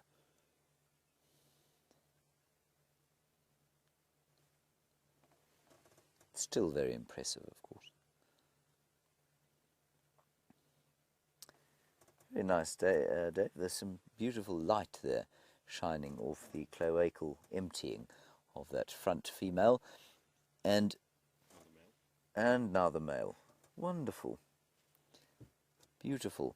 Now, the interesting thing about that, of course, is that they are birds, and therefore they only have one opening called a cloaca, which is a sort of a throwback to their reptilian past. And the cloaca contains both liquid and solid waste. And the white bit that comes out is the uric acid. It's the same thing that you find in normal or sort of a standard issue bird poop and reptile poop. And the rest, of course, is just dung, really.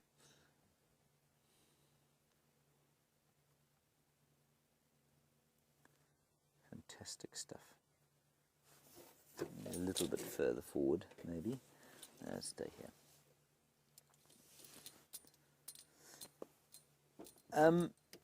Cat in Tampa, a nice question about whether any of the landowners here hunt for ostrich and eat it. No, they don't, because you're not allowed to hunt in the Sabi Sands. Certainly not something as rare as an ostrich.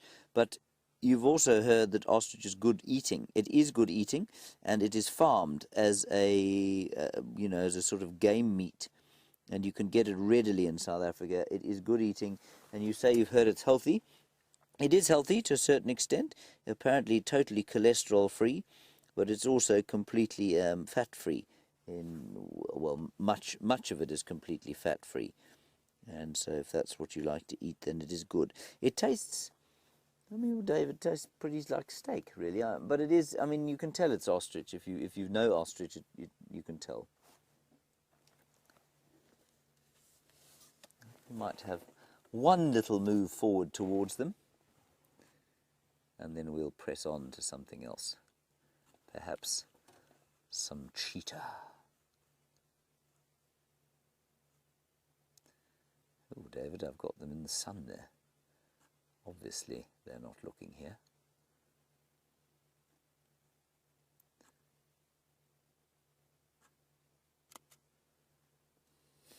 That is a horrendous photograph, yet again.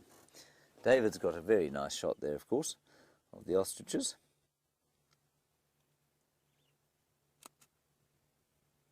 It's quite nice, I suppose.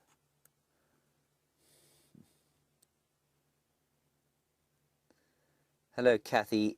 You want to know where they sleep at night. Kathy, they'll probably find an open area, a little bit like a giraffe will, and lie down with their heads up, and one of them will almost certainly always be awake. That's how they'll do it. Otherwise, they will not find the safety they require. But they won't sleep in thick bush, I don't think. I'm pretty sure that they will avoid thick bush as much as they can. Thick bush, not the friend of the ostrich.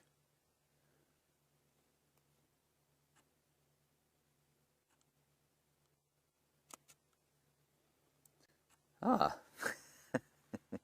Byron is in a tree. Let's go and have a look.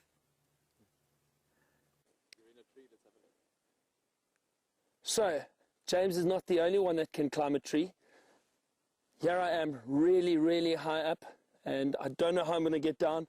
I'm a little afraid of heights, but let's see. I know James fell out. 1, 2, 3. And I'm out. There we go.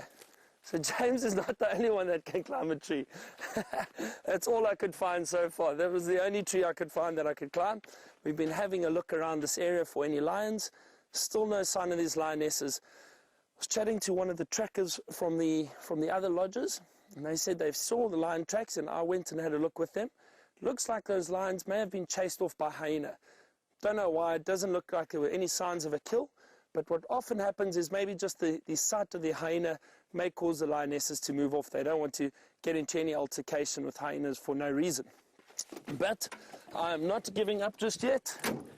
I'm still going to have a look for lions this afternoon. The temperature is dropping quite nicely. It's becoming nice and cool.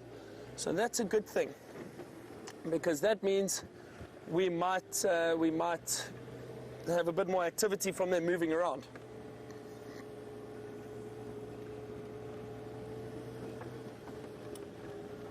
Let's see what we can find. I'm really impressed that James managed to find you an ostrich. I haven't seen an ostrich in this area yet. And they're not very common around this part of the greater Kruger. We do get them up further into Kruger National Park itself. I've seen quite a few ostriches there.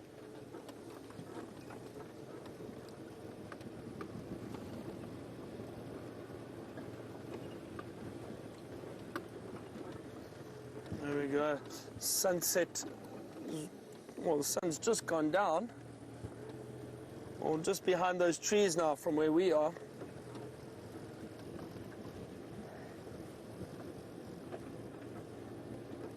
There have been some tracks, and chatting to one of the other guys around in this area, and he was saying that they did hear lions, possibly male lions, calling this morning. And I heard them say they saw 1 or 2 tracks. So they are following up in another area. We're still just looking for any sign of these lionesses. Don't know where they've disappeared to. It's very, very interesting. But again, you can never be too sure. Don't know. I mean, they'll move wherever they want. They don't have to follow a strict regime. They'll move any time of the day. All depends. If they do get disturbed by something, it'll cause them to move off. I've seen lions in the middle of the day lazing about, and a herd of elephant come through and chase the lions off.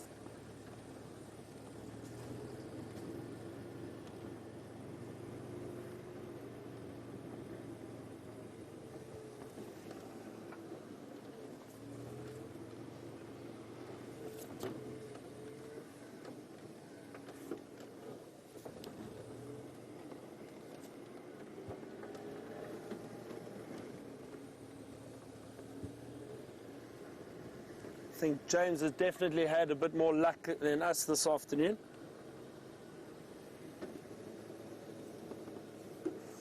There's another.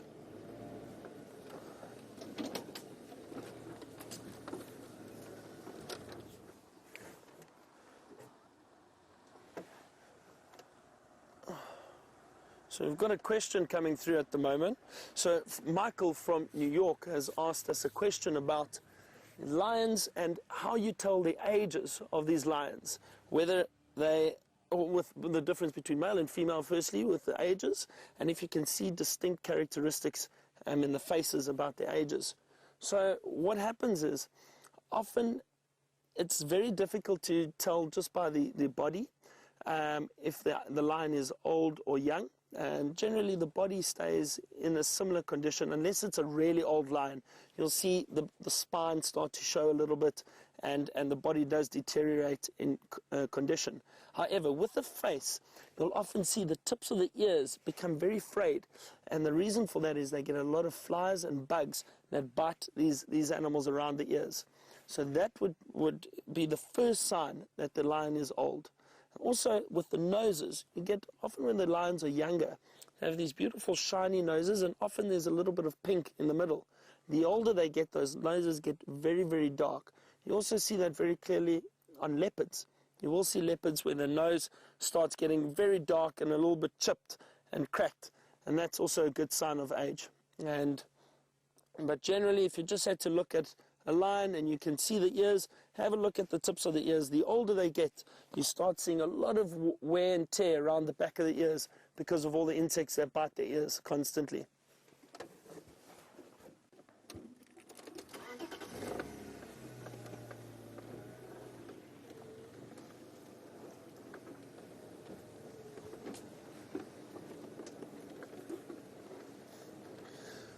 So we're going to continue checking around this area. As I said, I'm not giving up just yet. It's too soon to panic.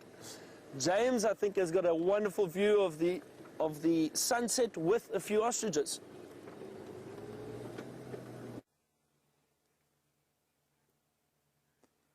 Look at that, everybody. They've come down to the water. They're thinking about having a drink. That was their reflection, of course, coming out of the little pan here called Cheetah Plains Pan. And I think it's been worth just sitting with these fellows. The male did have a little bit of a drink. There he goes.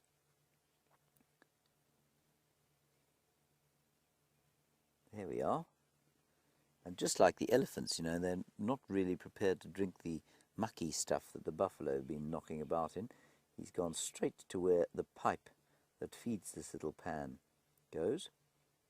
Now, ostriches are not water dependent because they do live in some very desertified areas, and so I don't think they'll have to drink very much.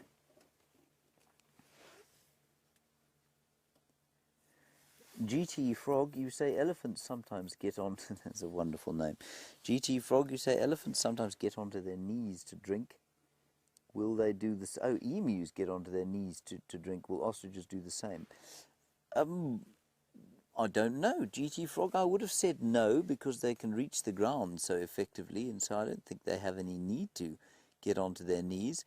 I would also suggest that emus living where they do probably don't have anything like the number of predators that ostriches do, and therefore the ostrich is unlikely to choose to get down onto its knees where it will be more vulnerable, even though it might actually be easier to sort of squat down onto its haunches. So I'm going to say no, they don't. GT Frog.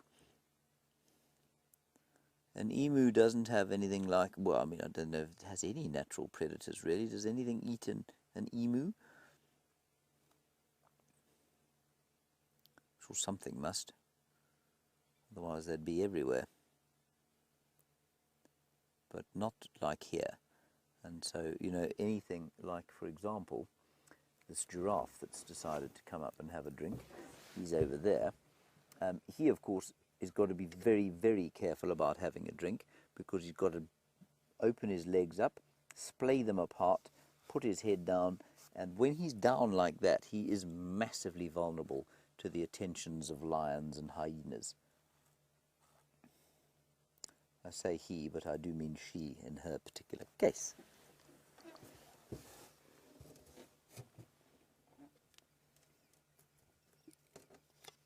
Walking very slowly to the water. It's been a very Sunday afternoon-y here at this waterhole. We haven't done a huge amount of moving around, and everything's just kind of come this way, which has been rather splendid.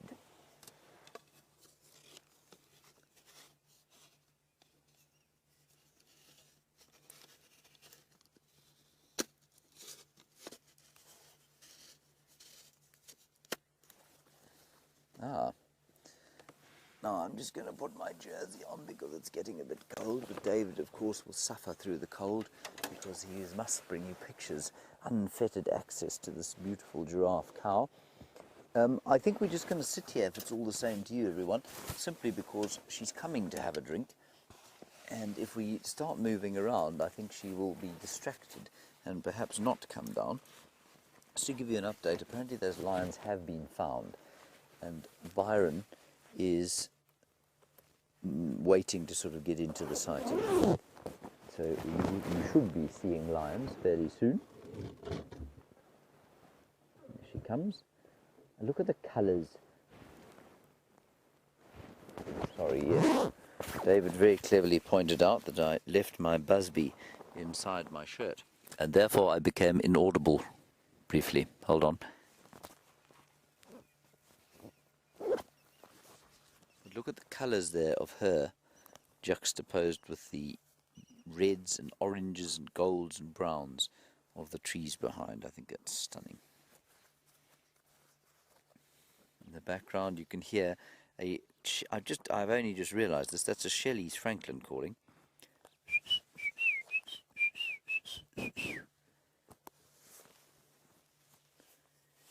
Come on, old girl. That's it. No, don't stop. Keep going.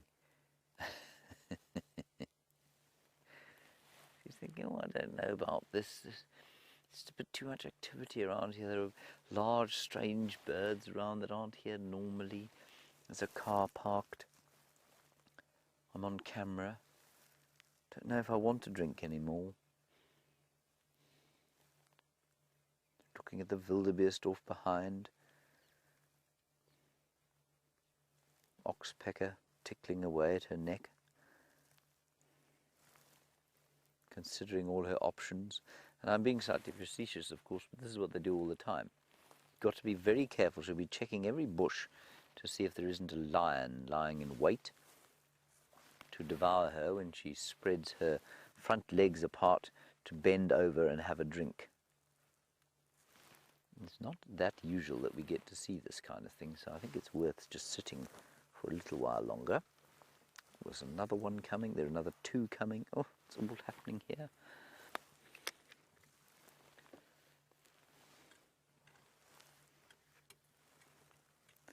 Of course, Dave, every time I point at something in a different direction is to re-level the camera. That's why the horizon tilts slightly like you're on a boat every so often.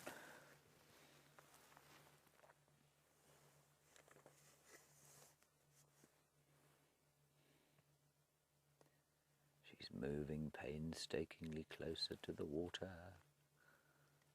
Come on, brave lady. There's the Shelley's Franklin calling.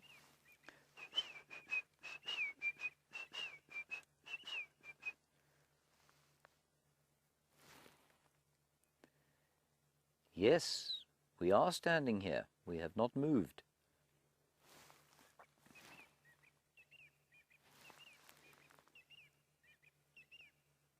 Oh, they're so gracefully making their way across the clearing. The other two, and this one now thinking, they always seem to get into this drinking mode where they duck their heads a bit, then lift them up again and stand and look ponderous about the place. Duck their head half a little bit, back up again. Trying to decide if it's actually worth having a drink or not. They're not particularly water dependent, so they don't have to drink. But if they can, they will. Oh, look at that. 3 of them. Here we are. A great journey of giraffe. There's another one in the background, Dave, way away there. Dark one. There you are. Left a bit. That's it. They're all coming. There seems to be some kind of a Sunday evening giraffe conference here. That's a big bull. He's the second bull.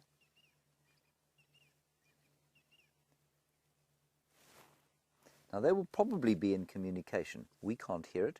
There's the first bull. The others are cows. You'll probably be in communication with all of them. They they communicate with a very low rumbling infrasound, which we are unable to hear with our fairly unsophisticated ears. Look how the male is a lot less cautious than the females. A lot less considerate of the dangers that might be here. He's just thinking about getting to the pub with the girls. See that, David? Let that be a lesson to you. Ill-considered drinks at pubs with girls can lead to trouble. He doesn't think much of that advice at all.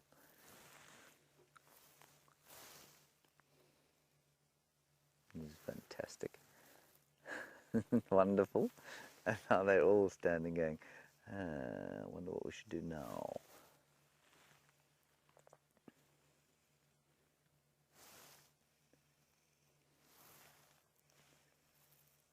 I don't know what she thinks she's doing, if there's some kind of communication going on here, if she's looking for lions or cheetahs, if she's, I've got no idea. Thinking maybe there's a crocodile in here, keeping an eye out for that. The oxpeckers are all going, that's sometimes an alarm call from them. They don't seem to be alarmed at all, though.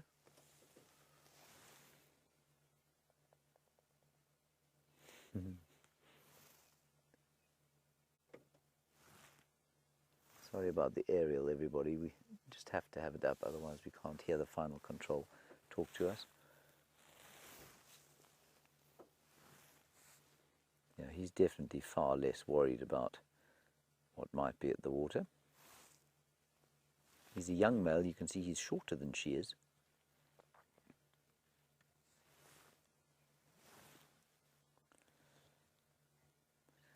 Hello, Alec. I think Alec or Alice in Ohio. You want to know about whether giraffes are waders. Do they ever go into the water? And it's Alice, not Alec. Alice, you...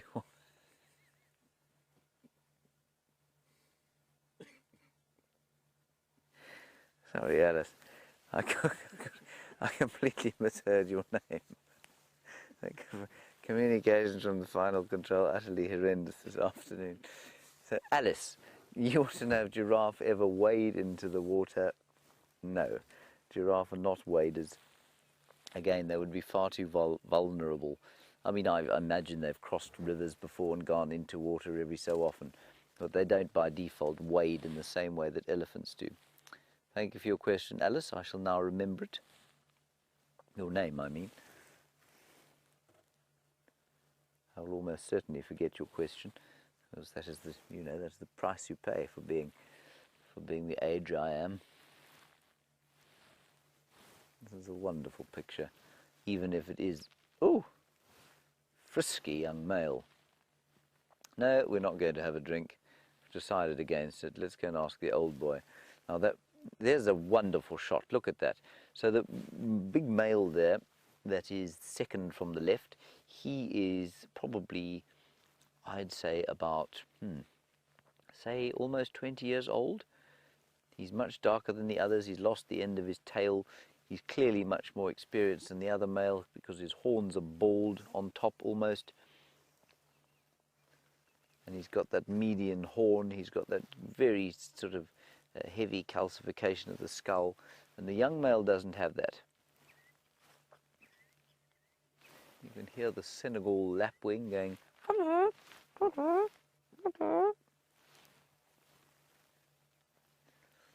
Now, Susan, you were very astutely asking what subspecies of giraffe we're looking at here. It's a subspecies called the southern giraffe. There are 9, according to some. Some say 11, some say 7 subspecies of giraffe. This particular one is called the southern giraffe. And while we wait and see if they actually come down and drink, or if they're just going to prevaricate all afternoon long. Prevaricate is a very good word, David. Thank you, John. You may use it. And not sure what it means either. There are all the pictures of the different subspecies of giraffe that you get here, or not here.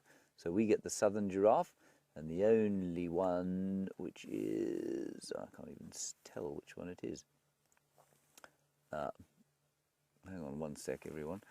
It is there, it's that one, right at the bottom. Angolensis, the southern giraffe. And look at all the other amazing variations that occur throughout Africa. There are about, or like I say, many. Let me just count them. 1, 2, 3, 4, 5, 6, 7, 8, 9, 10, 11, 12. He's got 12 here, but that will be disputed by some people. Marvellous.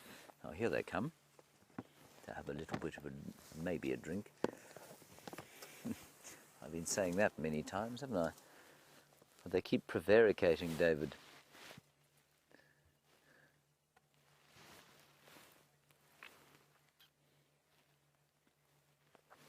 Mitch, lovely question from you and well noticed. You say giraffe, rather like hyena, walk with one leg, or at least with both legs on each side. So that's completely different from a dog or from a horse or from an impala that will walk left front, right back, right front, left back.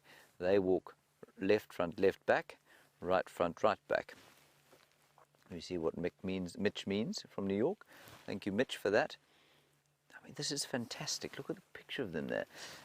So you want to know if they run like that. No, they don't. They run in a sort of canter, and a canter is that sort of 3-beat movement, exactly the same as a horse. And what it is if you're going to just listen carefully now, because it can get a little confusing. A 3-beat canter, everybody, basically constitutes back right leg, okay, starting the movement, then left back and left front touching, at least left back and right front touching the ground in diagonals, and then leading the last foot to land would be the left front foot. And that's basically what a canter is. And that's how they run. So it's not it's not just a faster version of their walk, if you know what I mean.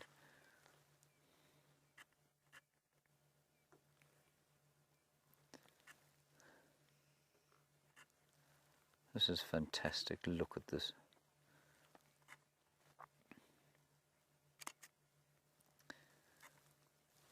Hello, B. Ellie the backpacker. Another nice question from you. Thank you for it. You say, did giraffe live alone? B. Ellie the backpacker, giraffe do not live alone always. They can, though. Like you say, you've seen them living alone before with us, and they certainly can live alone, B. Ellie the backpacker, but they don't always. They are sometimes in these groups, and they're often in these groups not permanently. So that's sort of a loose association that they have here. And the females much more likely to be together than the males.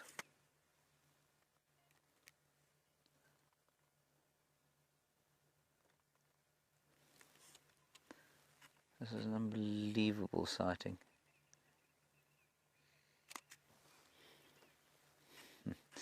And Deborah, Armchair Traveller, good question. You say, do I think that giraffe communicate with elephants with that low frequency rumbling? No. Deborah, I'm almost certain that they don't. I'm almost certain that that low frequency rumbling is an entirely single specific noise that they make. So I don't think that they'll hear it if an elephant calls. They might hear it if an elephant calls. They won't know what it means though. So it's just a tone. It's not the actual. I hesitate to use the term words, but it isn't the actual words that they're hearing. It would just be the sound.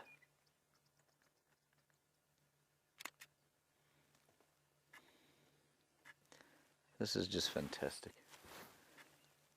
I really do feel rather privileged to be witnessing this lot.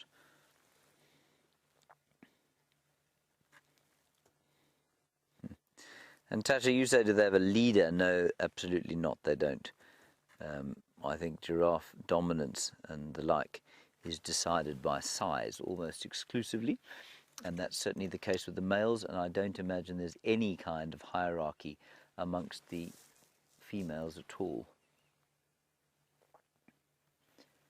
Now this chap is thinking about having a drink. Look at this, isn't that wonderful with their reflections? I think that's stunning.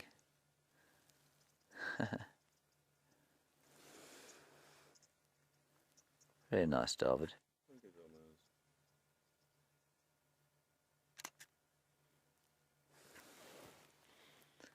A giraffe are ideal for an imbecile photographer like myself because they move so very slowly.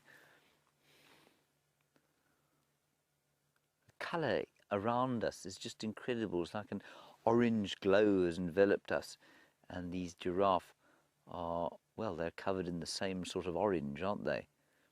And you saw those pictures of the different giraffe. Now these chaps, if you saw these chaps together and you didn't know any better, you'd say, oh, well, they definitely belong to a different subspecies from each other because they're all different colours. And this is why it gets so difficult to decide how many subspecies there genuinely are.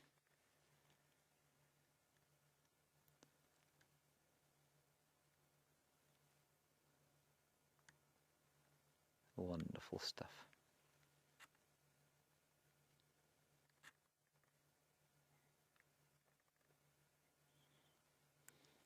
No, Julianne, very astute question, which I possibly should have given you the answer to before you even asked it. You said, do the subspecies live together? No, Julianne, they don't live together.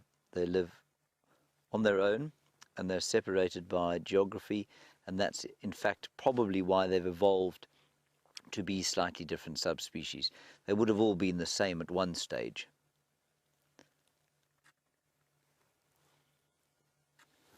Very nicely thought out. So you can almost completely show what the subspecies is from where they occur. All right, let's go back across to our old pal Byron, find out if he's been enjoying his afternoon off, and maybe he's got some lions, but he'll tell you if and when you're going to see them.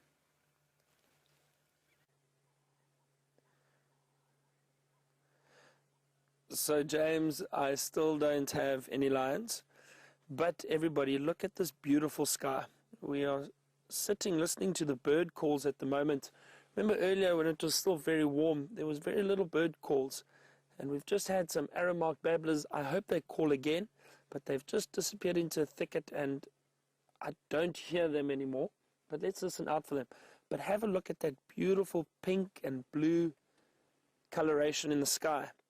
Now the Shangaan people in this area, this part of South Africa, refer to that color as mveve, and that is what they call the lilac-breasted roller, and it gets its name from this color, that beautiful pinkish color, that lilac color that it has on its chest.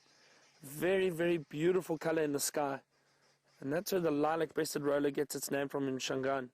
We'll have to ask James a little bit more about that. His Shangaan is much better than mine. If we listen carefully, we can just hear those arrow babblers. Some starlings calling, and of course the babblers have stopped. So we haven't had too much luck. Hang on, there we go.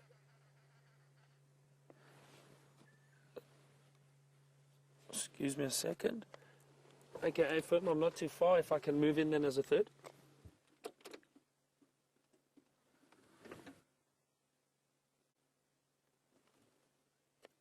Copy that. Thanks very much. No problem. All right, fantastic, everyone.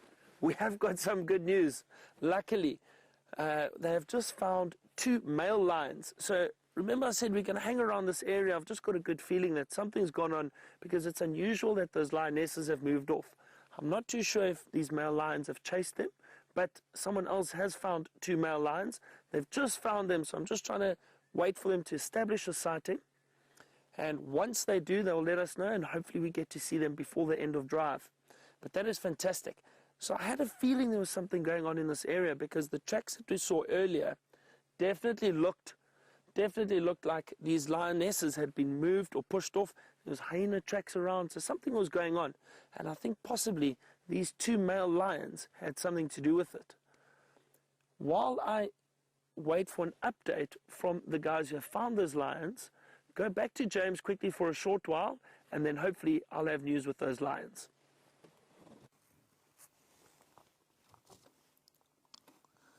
The endless waiting game of seeing if a giraffe will drink continues here, everybody, at the Cheetah Plains Pan, and we've been let down again. There she goes. All right, I'm going to leave these giraffe, and therefore you are too. We're going to pop gently down into the clearings very quickly. Oh, are we? Oh, here we go. You're not going to be able to reach the water from there. I'm pretty sure you're wasting your time. Yeah, Monique, I think you're absolutely correct. You say that perhaps the waterhole edge is too high, and they're afraid, that they might slip. Yeah, I think that's absolutely correct. And if they do slip, a giraffe will really struggle to get up. If this giraffe was to fall into this water, you'd be almost certain that it would die here. It happened fairly recently with our friends, the Matimba males. A giraffe died in a pan because he slipped into it and he just couldn't get up. And eventually those 2 lions leapt on him and they fed on him for many days.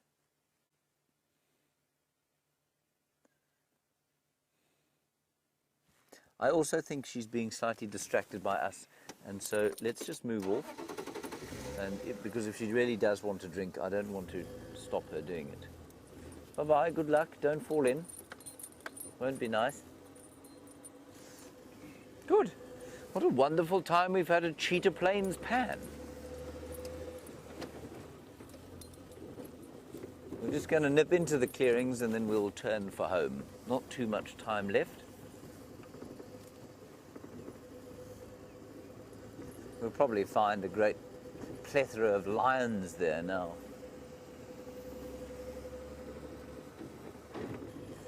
I'd say an almost perfect Sunday afternoon, wouldn't you, David? Yes.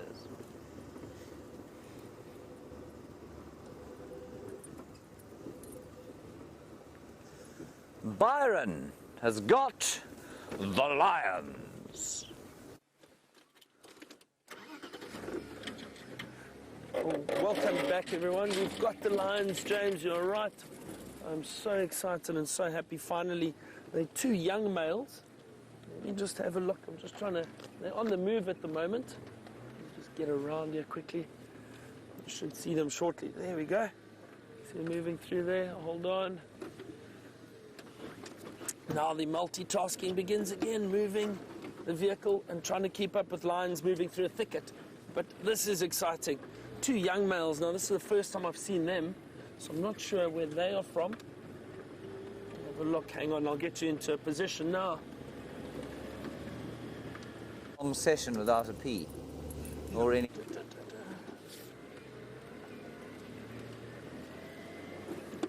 Well, they're moving quite quickly.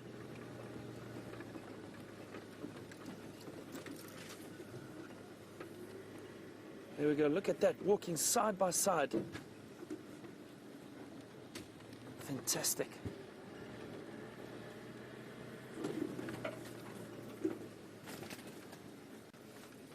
Look at that, our persistence paid off. It's not always easy to find animals in the bush, but every now and then you get lucky and they pop out.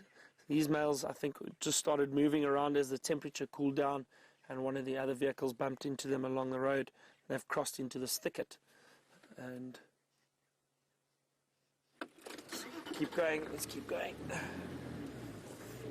I'm going to try to head back to the road quickly. I think it might be a bit easier for us to keep up with them from there.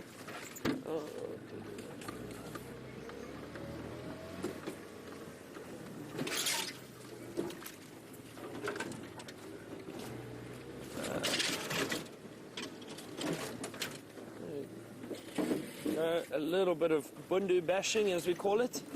Watch out, Brian, you're right there. All good. Just going to make our way around. And this is often the trick with following animals, is if you know the area very well, you know where the roads are, then you should be able to keep up with them much easier. I'm guessing I know this area. I don't know this area very well, but I saw this road earlier and I did drive on it.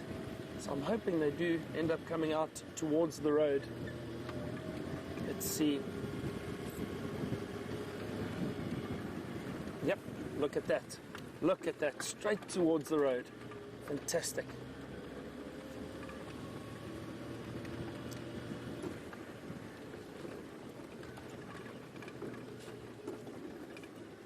There they come.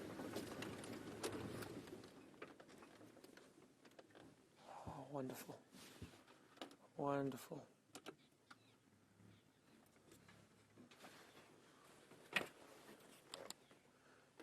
Give a little bit of extra light here. Look at that. These are beautiful young males. You see, they haven't quite developed manes yet. Just the start. So I'm guessing these lions are roughly around, I would say, somewhere around 3 to 4 years old. Often you get the mane start forming from then, and then from about 5 and 6 you really start seeing that mane filling out quite a bit until it becomes a full mane like those adult males have, those beautiful thick manes.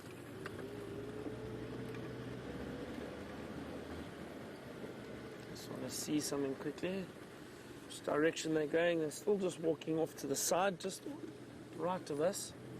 Hang on.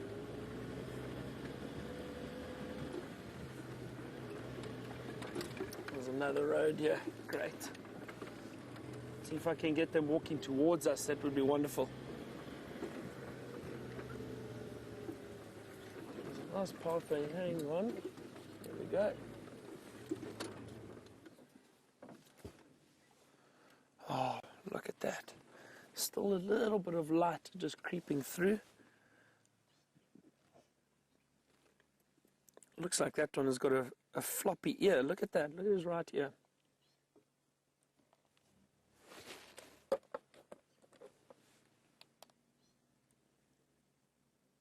Look at that. There they go. Look at that. Fantastic. Wonderful. Sorry. And there they are crossing the boundary now. So won't be able to follow them any further from here. But what a treat. And we've been looking for lions all afternoon, and finally we got them, 2 young males. I'm not too sure where those females are. No sign of them this afternoon at all. But fantastic. We got our male lions. And I think these males were calling earlier this morning. It's a good possibility. And maybe those females returned a call, and that's why these males came into the area, possibly to look for those lionesses. They've just moved off into the thicket there. Don't think we're going to get another glimpse of them. It's very, very thick here now. Oh, hang on. Might see a spot here. They're still just moving off through there. There they go. Can you just see them disappearing, that black tip of the tail moving through the thicket? Oh, what a treat. So we have been working hard this afternoon. We haven't had too much luck, but it pays off in the end. And what a fantastic opportunity to see these male lions. And like I said, it's always exciting when you see lions or any animal that you haven't seen before. And I'm not sure where these young males come from, but it's interesting that they are in this area and that they were potentially looking for those females. Perhaps they are offspring that those females kicked out a few years ago. I'm not too sure of the pride dynamics in this area at the moment, but that could be the case. And now those 2 males will most likely form a coalition. They'll stay together and hopefully grow up together. And the reason for that is that as older males, it's easier for them to maintain a large territory. They protect each other, and they can then find females and mate with females from different prides, not just one pride. So they will constantly patrol the territory and keep out any other males or any other competition. What a wonderful sighting.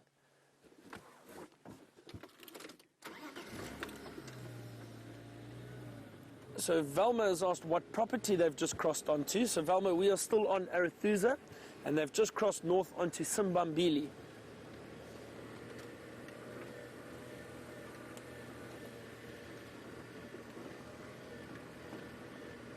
And off they go.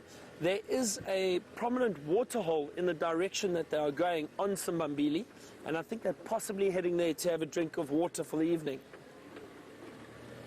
And then potentially patrol more of the area. They're not old enough to be dominant males in this area yet, so I think they will still just patrol around and try and avoid the big dominant males until they get a little bit older, and then they'll start trying to set up territory for themselves. Excuse me a second, let me just give everyone an update on these lions.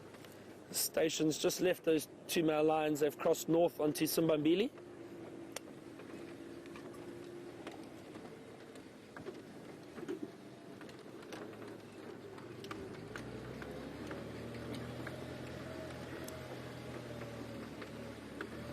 Still a few birds calling, some more arrow-marked babblers, have some fork-tailed drongos.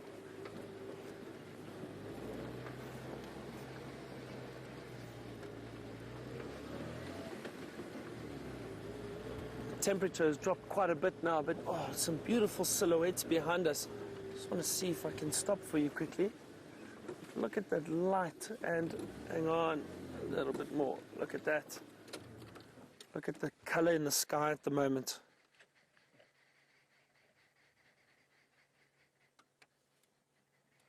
Really, really beautiful. And if you listen carefully, you can hear those babblers.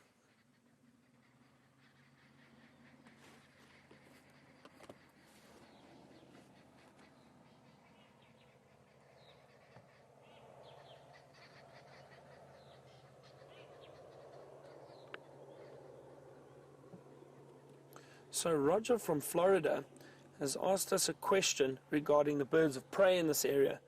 And Roger's asked if there is an eagle in this area which compares to the golden eagle in the United States. So Roger, I think an eagle here that would possibly look close to a golden eagle, I'm assuming might be a tawny eagle, a very, very large eagle, beautiful brownish golden coloration. But it's interesting, with the tawny eagle, you do get variations of color, but they generally are brown, but from a very light brown off to a darker brown. So I'm guessing in terms of coloration, probably the tawny eagle would be the closest to the golden eagle. Let us continue, and let me get the spotlight out. The multitasking begins. Let's see what we can find with our spotlights for this evening. James had some luck with bush babies the other night, and I know you at home love to see bush babies too. So we'll keep an eye out and see what we can get.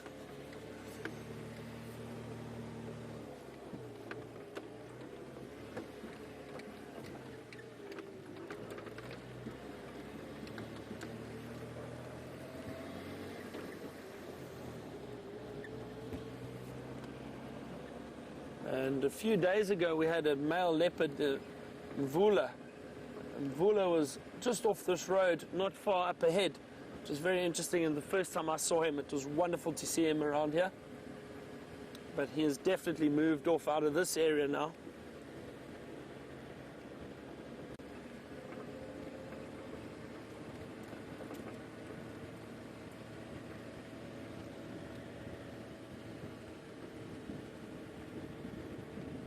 Trying to spot any reflection from eyes of any animals that we might be looking for. If you're lucky, we might get a civet, or, as I said earlier, a bush baby. I'd love to see a bush baby.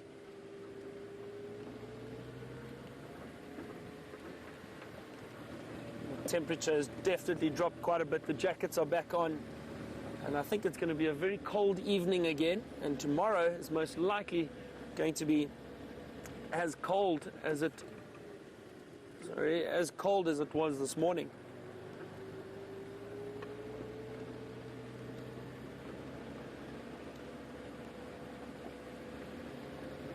It definitely sounds like James had a more successful afternoon in terms of the amount of wildlife he found, but that's how it works sometimes. Can't always see everything all the time, and it just shows you again how wild this area is, and it's live. What we're seeing, you're seeing. So that is the wonderful thing about Safari Life, that you can enjoy it with us and have fun with us while we're out here.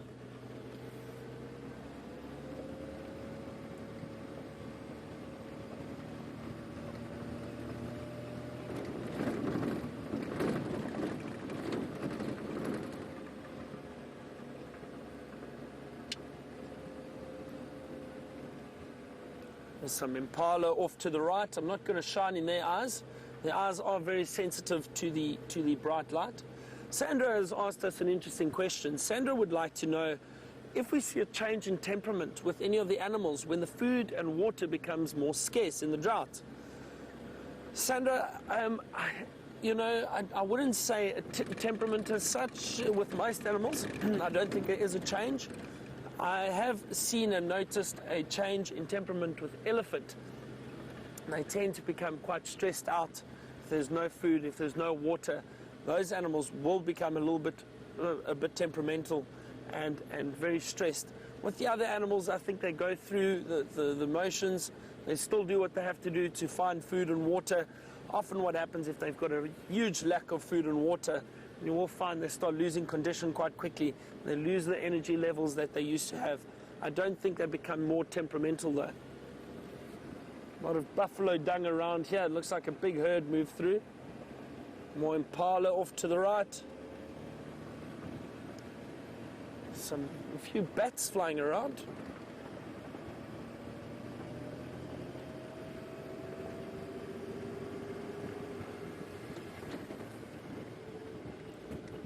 Still scanning for any bush babies.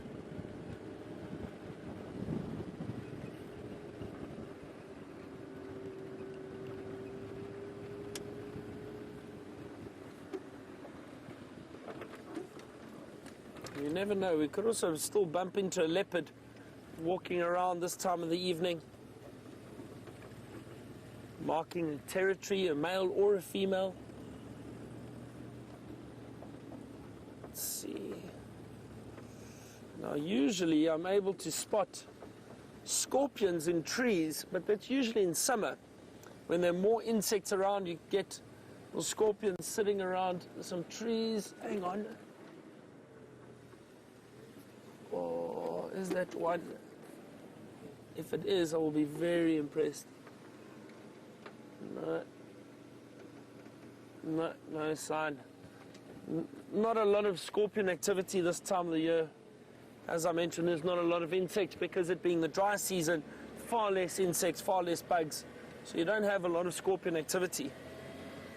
But there is a species of scorpion which loves to sit in the bark of trees.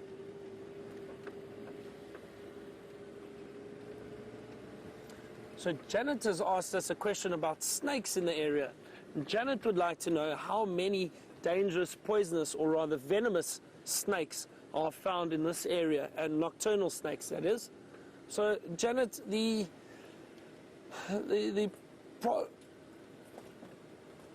probably the most venomous that we find here, or nocturnal venomous snake that we find here, is the boomslang, or also known as the tree snake. Now, you've heard me say poisonous or venomous. Now, hang on a second, I can just hear something.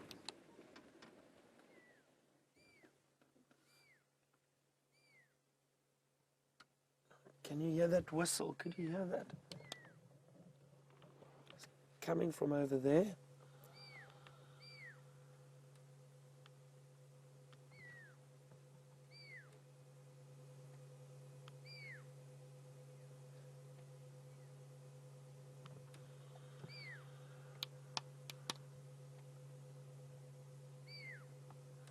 So that is the sound that a pearl-spotted owl makes. Very, very small little owl. It's got a very high-pitched whistle, and it will call like that. It's often a territorial call. That, however, is not a pearl-spotted owl. That is a little fork-tailed drongo, which is mimicking a pearl-spotted owl, and is very, very clever. They do that because the pearl-spotted owl, which is about the size of my hand, very small bird, and it is still a bird of prey. So often the fork-tailed drongo will mimic the pearl-spotted owl and try and chase away any other birds in the area. Very clever, but he couldn't fool me, not tonight. So as I was saying, Janet, with the snakes in the area, the boomslang or the tree snake is a very common venomous snake that we find, a nocturnal snake in this area, but there are very little snakes around at the moment because it is winter. I can just hear something up ahead.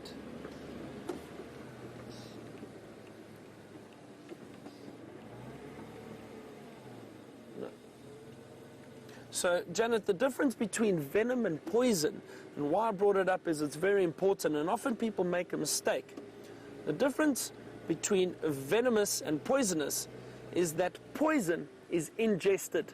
So that is any poison that you drink or eat, that is poison, it's ingested. Venom is injected. So it will be injected into the bloodstream. So snakes, scorpions, spiders all have venom because they need to bite you or sting you to inject the venom. And if you had to drink a poison or eat a plant, for example, that is poisonous, that is poison because you are ingesting it. So that is the difference between poison and venom. So the snakes that we have out here are venomous.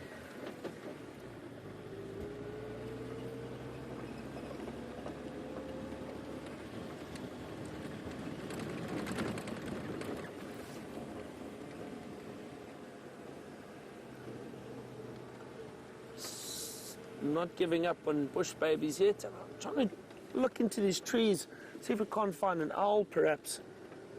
Yeah, we've been lucky the last few days. We've seen 3 or 4 giant or Varro's eagle owl. They are really, really beautiful. Big, large owls with these beautiful pink eyelids.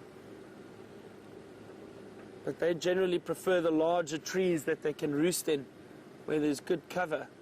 Don't worry, I'm sure we're going to find something shortly. Keep an eye out for any little flicker of an eye, any glint.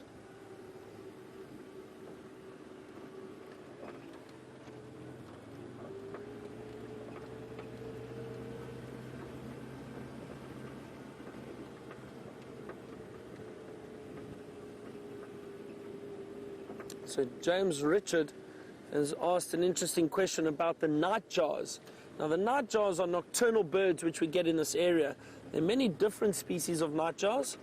In this area, James Richard has asked, do they have different adaptations to prevent them from competing against each other for food? And how do they differ? So James Richard, most of the nightjar species don't. They are all very similar. They sit on the ground in the evenings especially on the roads, because that attracts a lot of the insects. The roads are a little bit warmer. They've kept a lot of the heat from the day, so a lot of insects will come and sit on the roads in the evenings, and those nightjars will come down and feed on those insects. So the nightjar species will all feed on insects, all of them. So there is no difference between each species. And there is a bit of competition, but I think there are enough insects around that it doesn't affect the birds.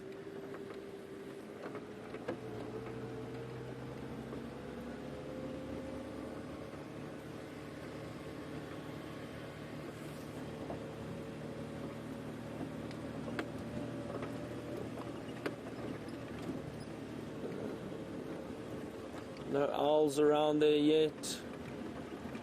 James, I think the other evening, was doing one of these. I'm not sure that's going to work very well, because you will definitely miss an eye of something.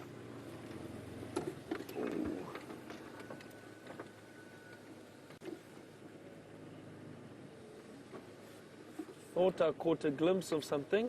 Hang on a second, let me just double check. No. Nothing in the trees.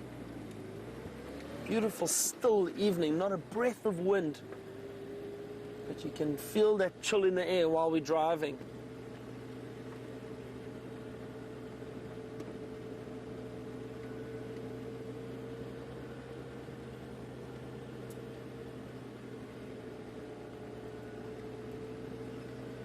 So Velma has asked about another animal we often do spot in the evenings and in the trees, a chameleon. Velma would like to know if the chameleons are out this time of year. Velma, no, they are not. Not usually. You might still find one or two around. Hang on. No, don't worry. It's just a little steenbok. I don't want to shine on him and disturb him. He's lying in the thicket over there. So Velma, the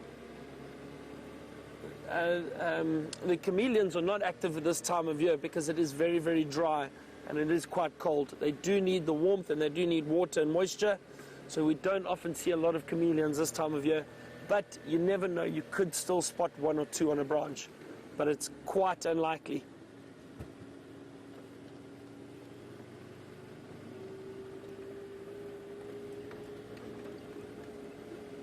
Come on, bush babies.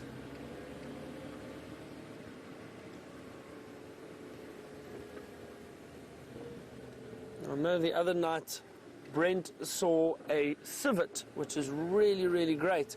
We're in that area now where he did see the civet, so maybe we also get lucky and see one. Some of them can be quite territorial. They do stick in certain areas, and they patrol around a lot in the evening looking for food.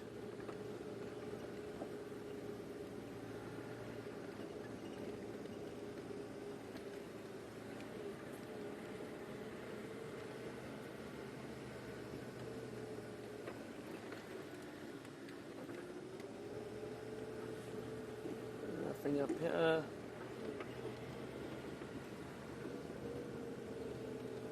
Surely we're going to bump into something shortly. We always stay positive, don't we, Brian? We do. Have to out here. But it's been such a fun afternoon, learning a bit of Arethusa, well, for myself at least, and even though the bit of tracking that we did, it was exciting, trying to work out where did those lionesses go, and we still don't know. No one found them. And we certainly didn't have any luck. That's the way it happens. It's amazing how animals can disappear if they want to. Just shows you how lucky you were to have seen them this morning with James.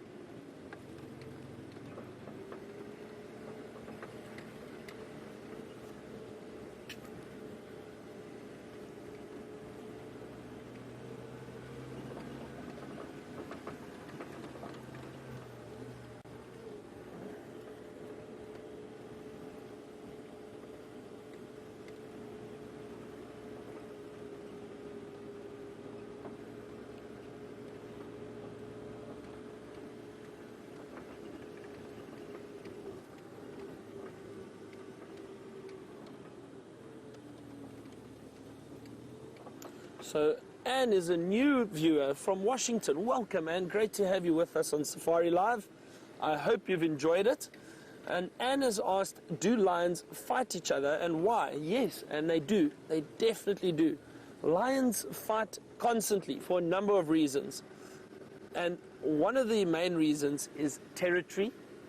The lions will fight each other to protect their territory. They don't want other lions coming into that area, because what that is potential competition. It can take away their food, the water source, and if another pride of lions come and patrol or control that area or that territory, could be detrimental to the pride which is there. So that would be one reason. Male lions especially fight for territory. Successful male lions is having a big territory, mating with females and having offspring. If they don't, they are not successful. So they will protect their territory as best they possibly can. And lions also fight amongst themselves within the same pride. The reason for that is if they're feeding on anything, if they have a kill and they're feeding, they get very aggressive with each other. It's survival of the fittest out here. And so what will happen is the lions, while they're feeding, if someone's got a good piece of meat or juicy piece of meat and the others are struggling to get some, they will often break out in a fight and they hit each other with their paws. If you look closely, next time we see some lions, have a look around their faces. They definitely have got a lot of scars and cuts, and all of that is due to fighting with each other for food.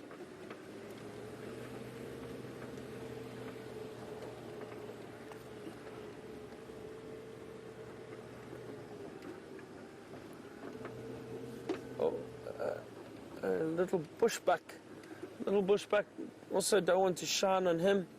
Most of these antelopes, and some of you may be asking, why don't I shine on the antelope at night? The reason is they've got very sensitive eyes. Not like the nocturnal animals, which have eyes which have adapted to light and the darkness. But all animals, we try to be very sensitive with shining bright lights on them. But with antelope, their eyesight takes a long time to adjust to, oh, here we go, oh, some buffalo. Look at that. 1, 3. Moved out onto the clearing, obviously, for this evening to feed and rest. I see some impala eyes around here too. So as I was saying, one of these, as I was saying, a lot of these animals, their eyes are very sensitive to bright light, so we try to be careful and not shine directly on them, but we will try and give the buffalo especially a little bit of peace and quiet so we don't disturb them too much, and we don't shine bright lights on any of the antelope either. I hope you've enjoyed this afternoon with us. It's been a lot of fun. Even though we didn't see too much, we enjoyed it, and eventually we got to see some lions. Thank you to Brian and the thumb, the thumb mermaid. It's been a wonderful afternoon. We will see you tomorrow morning live for our dawn drive or our sunrise drive. Thank you to the ladies in the FC. Why don't we cross over to James so he can say his goodbyes to you? Thank you, everyone. Woo! Hello, everybody. We were just going down a steep piece of road there.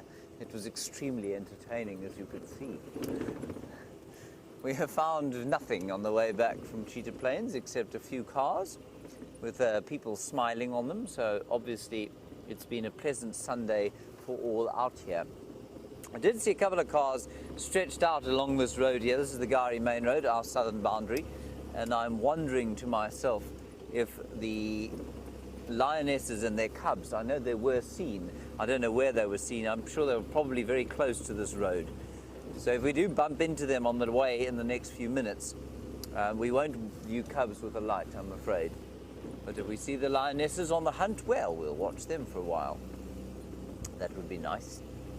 There was nothing in the clearings at Cheetah Plains. We did look fervently for any kind of animal life. We did see those wildebeest that we saw had come out and they were lying down there for a snooze. And you asked earlier about the ostriches and whether they sleep lying down or where they sleep. I think they'll go in much the same place as those wildebeest. You could see how they were avoiding the thickets. They didn't want to go into the thickets and they came right around the clearing and then they headed off north into the clearings at Nkoro. So I think they'll probably spend the night there. One of them almost certainly standing guard over the rest. Something going across the road. It looked like a duiker.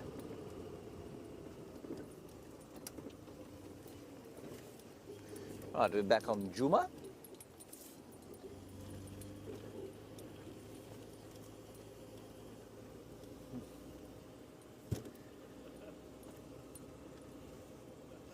Nora from Munich, you want to know how David feels after eating all those leaves, and you also want to know how it is, or why it is, that I make my cameraman suffer with me while I eat the leaves. Well, Nora, let's ask David first of all. How does he feel? David, how do you feel? He feels all right. I mean, he has vomited 3 times since we left that position, but we didn't do that live, so that's ideal. Nora, the trick is that I don't actually eat them. I pretend to in front of you, and then I'm able to check the physiological response of the toxins that I feed to the cameraman. I'm able to assess their effectiveness over the course of the drive. So that is why they too must share what I eat. Exactly. And there you were thinking it was because we're a team.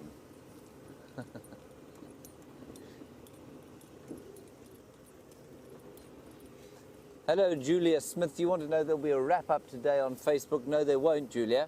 Not on a Sunday, surely. Julia, we do the wrap-ups now on Tuesdays and Fridays. Tuesday and Friday, we do wrap-ups. And otherwise, we go home and breathe, have a little drink, and generally relax, especially on a Sunday night.